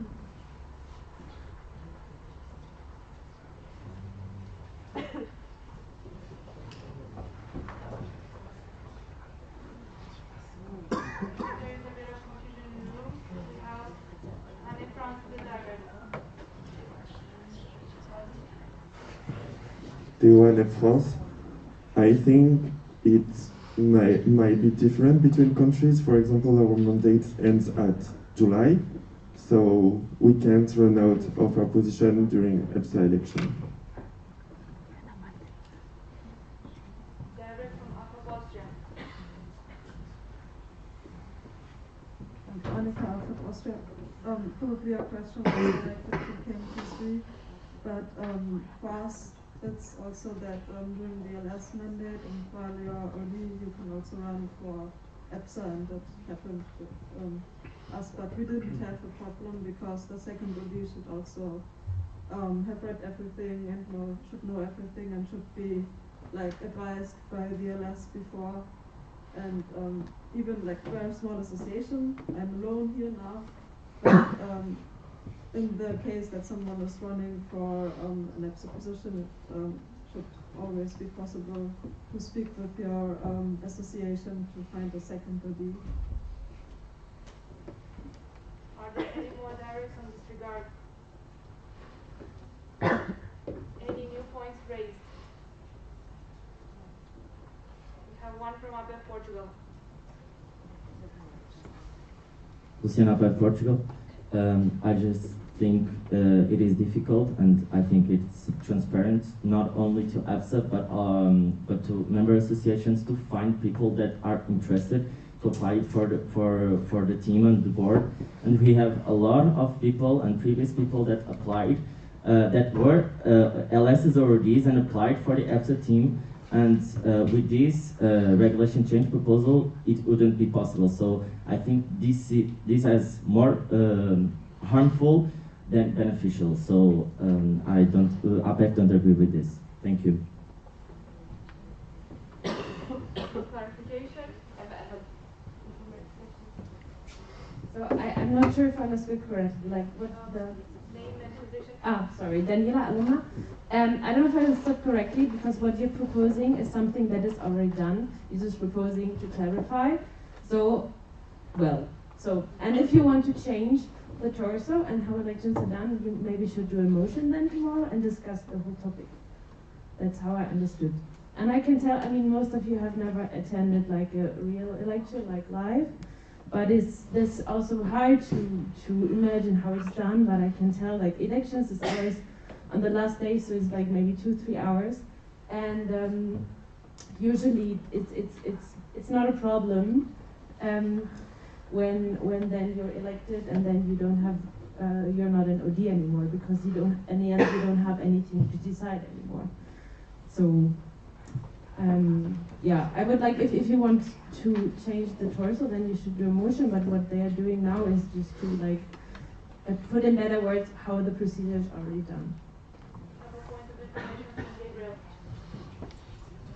Gabriel Parliamentary, I just want to remind you that the deadline for submitting motions was yesterday and we did not receive any from the members, and the deadline for regulation changes was 4 weeks ago as mandated by Torso, so if anyone wants to change the Torso, they can, but it has to be for next year. Gabriel, have any points from your Yes, President. Thank you very much for the clarification once again for the ODs. I see that there is concern about how the elections are being run, and that the way we are doing it might discourage LSs or ODs in general to run for position. I see there's a need for bigger discussion because as we are trying to say before, with this change we are not actually changing anything, we are just writing down what is already happening. Since it's very much probable that we won't fill all the sessions of the GA and we will have some extra time, we can have a discussion at all the ODs after the official end of the GA, and we can discuss a bit more in detail where we as executive should focus for the next GA and maybe revise how the elections process is done. Because we see that really there is a concern and we would like to address it. Do you, yeah. Is it okay for you? Do you agree with that? Thank you.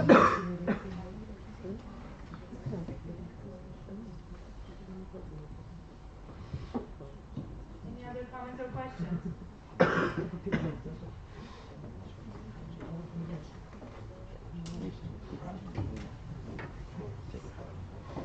Regarding standing orders.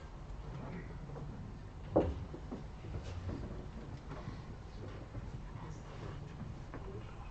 more points raised. And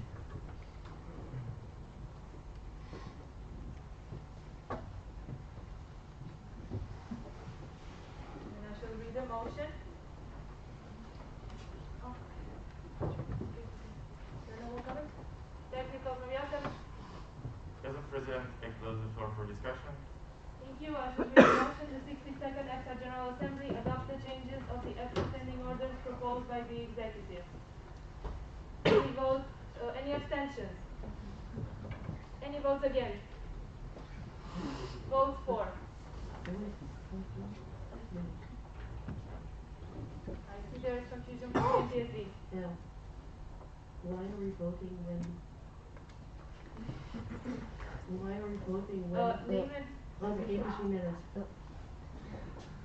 Why are we going to vote while the discussion is not really closed? Because we're going to discuss this on Saturday, right? Point of information from Gabriel.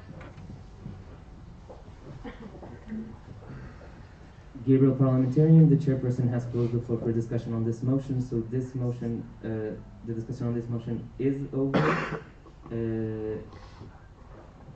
And you can continue the discussion on the point, but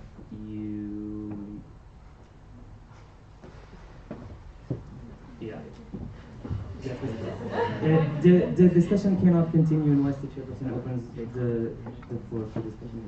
Point of information from Mihai EPP. If any member is against closing the floor to discussion by the chairperson, they can state they are against that, but then it will need to be closed with a 9.3.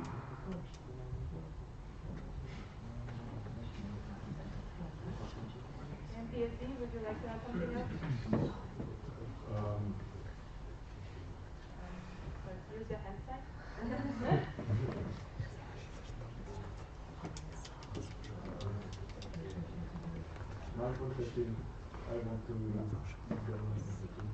Seconded.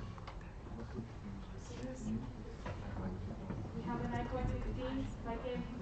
Point of information. Gabriel, Parliamentarian. You cannot propose this after the floor has been closed. So as Mihai said, you have to disagree with the floor having been closed. And only if we open back the floor, that's when you can propose an action. Seconded. Point of information from Mihai. Mihai, in this moment we are in a voting procedure. We cannot take any other points. If official delegates are against the motion as a whole, if we have a majority of abstentions, it is laid on the table, and we can rediscuss it.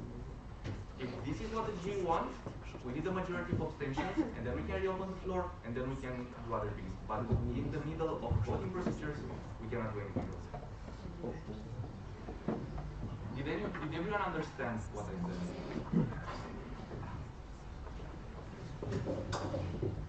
All right.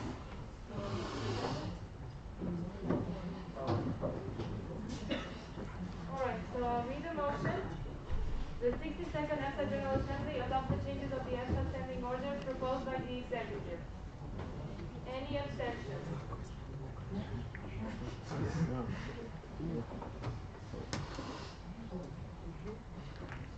Any votes against? Votes for?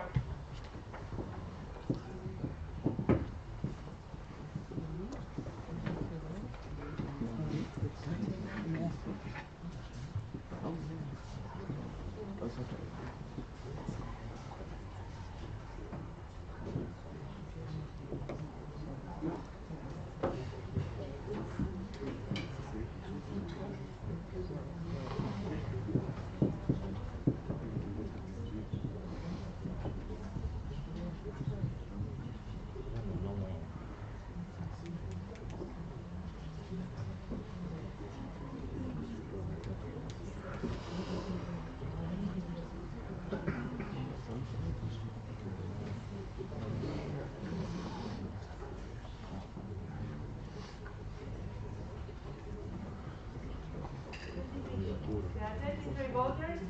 There have been 20 votes for, 3 votes for abstention, 0 for against. The outcome of this motion is that it was carried.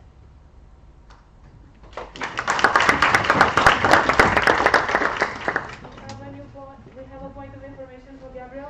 Gabriel, parliamentarian, we don't take new points after. However, if you want to reconsider your motion, I will remind you that you have a procedural motion for that. That is 9.4. So that is the only thing that you can do in this point, in this motion, since it was already discussed.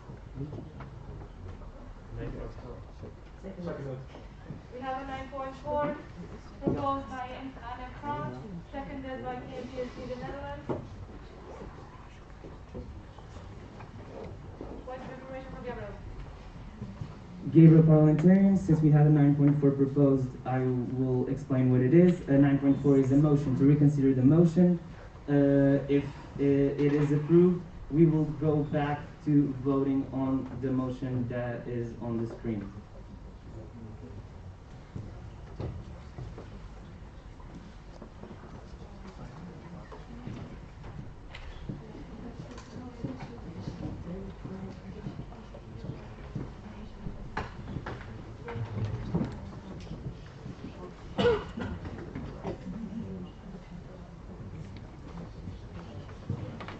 Just a second, guys, sorry.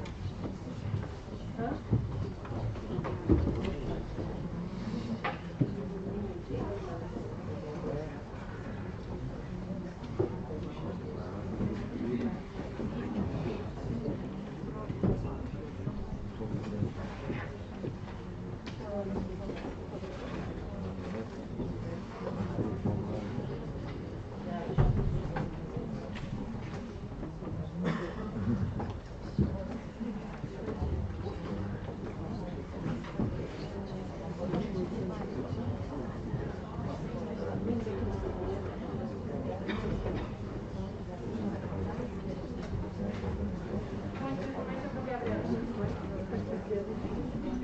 Gabriel, parliamentarian, it's all sorry after the delay, but the proposer and as I said, this motion is to, and I think for is to reconsider a motion. So first, the proposer and the seconder will have to state which motion they want to propose a 9.4 on. Then, if the proposer and seconder still agree, if the seconder still agrees with the proposer, we will ask the proposer to give a motivation for their 9.4 and the seconder to complement if they wish so. And then Sylvia will open the floor for discussion on the 9.4. You can discuss whether you want to reconsider the motion or not. And then after that is voted, if it is approved, we will go back to voting on the motion that is being reconsidered. Alright, then I should ask Anne France what was the 9.4. Theo and France, the 9.4 was for this motion. Should I say my motivation? No, alright, KMPSB, do you still agree? Jason KPSB Nederlandse Buurt of Labour, yeah. Okay, you seconded. Then I will now ask for Anne France to give the motivation for Theo and France. I think that's a really important subject, and we should abstain on this motion and discuss it on the next session.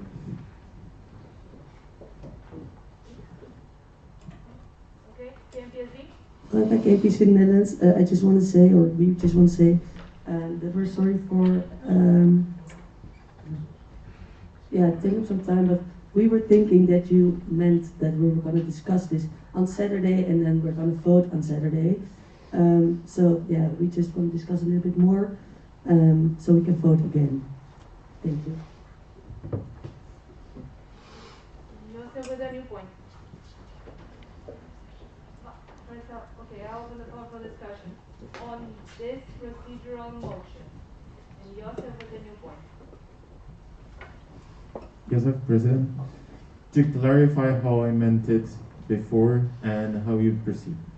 The executive stands that as the change that we are proposing is not really changing anything, it's just putting down what is done in practice.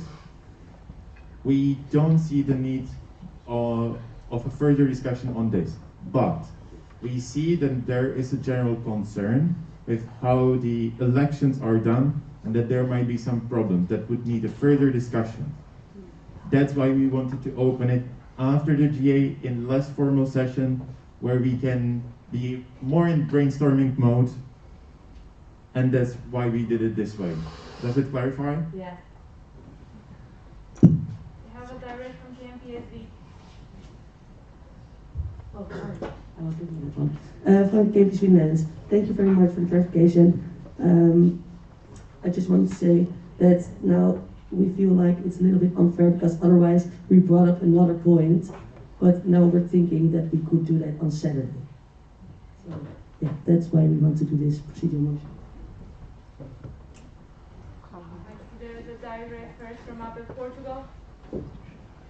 Luciano Pet Portugal, we just would like to ask if, for example, you, EPSA executive, can drop the nominations regulation change proposal regarding the nominations, and for example to propose something on the next General Assembly. Thank you. First we have a technical from Gabriel. Gabriel, Parliamentarian. I'll just remind you that we're discussing the 9.4, so the discussion has to be whether to reconsider or not a motion. We have KMPSV with a new point. Just again, Between Netherlands, I would like to state or to inform you. I think this is important because to go through with it because I think many team members wouldn't be where they are now, and if this was added, because for example, Kapi from previous year, the LS would never have applied for this position if this was added. Thank you, KMPSV. Next we have up in Portugal.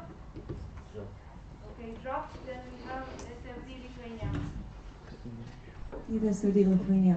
We would be against the reconsidering of this motion, since we are not changing how procedures are done, and also this time it's highly unlikely that we would do anything. So since on Saturday we are going to discuss it with executive and maybe during another upcoming GA, the actual concerns of APF and KMPSV could be taken into consideration, and then actually the general consensus could be reached. But right now, as executive said, it's only procedures that are happening right now are being put in precise words, and it does not put anyone into disadvantage. And reconsidering this motion would only take much more time, and nothing fruitful could be achieved today. Thank you. First of all, we have a technical from Chris Alumni. Chris, alumnus, if you are going to discuss the election procedures, will that be a GA session? Like, because at that moment, if there's still concerns and you have to revisit this motion, you can also still do it then, and not now. And maybe... Sorry, but that was not a technical. But it was... Point of information from Gabriel. Gabriel, Parliamentarian, I will remind you once again that the regulations will not be changed in this regard in this General Assembly because there were no submissions of regulation changes, and Torso states that they have to submit it to PC 4 weeks before. So if there is a discussion on Saturday about this procedure,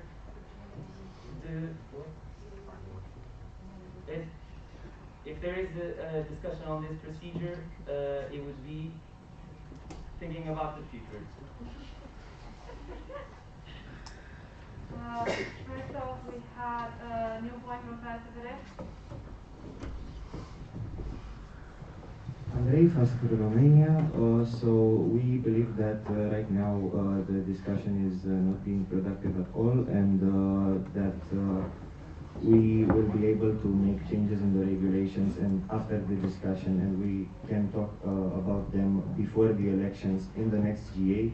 So right now we are just writing something down that you just said that we already do. Thank you. Joseph, with any point? Joseph, President, if the GA wishes to discuss it in the GA, we can have it as a point in any other business. Yes, no. If the GA wishes to discuss this matter, not going back to the motion, but having the general discussion on the concerns regarding elections in the GA, we can have it as a point in AOB.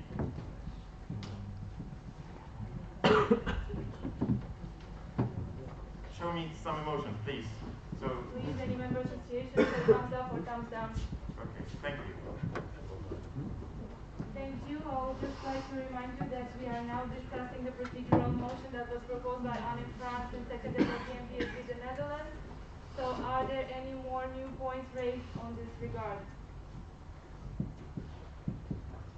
Then I would like to proceed.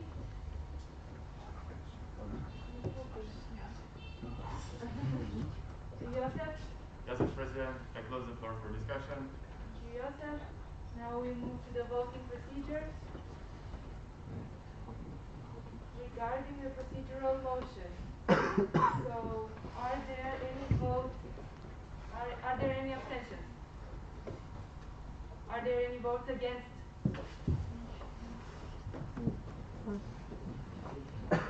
Please raise your voting cards up high.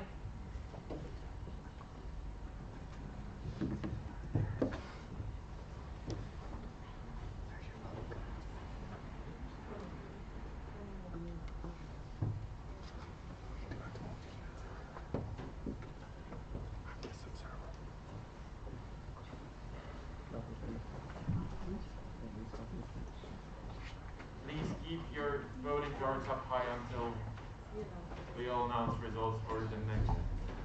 Alright, okay. And now vote for. Please raise your voting cards up high.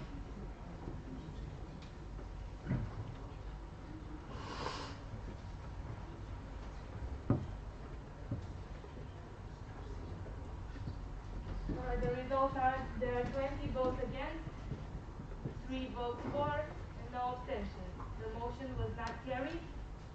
That means that the motion for will still remain unchanged. Moving on, we have handbook changes to approve. We have Joseph with a technical. Joseph, President, since we're supposed to have a break now, we'll take a 30 minutes of planned break. So we will be back. Please stay seated. We still have to do roll call on everything. So we'll be back at 11:45. Are you fine with that? Okay. In that case, I would like to the roll call.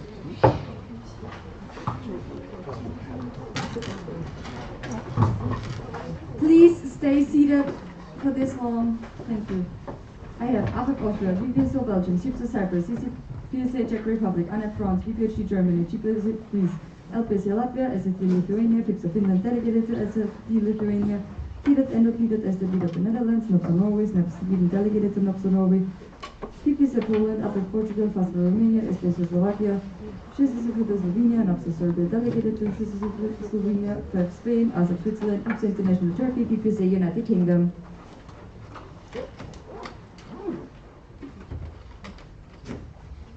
Could you please bring the voting cards?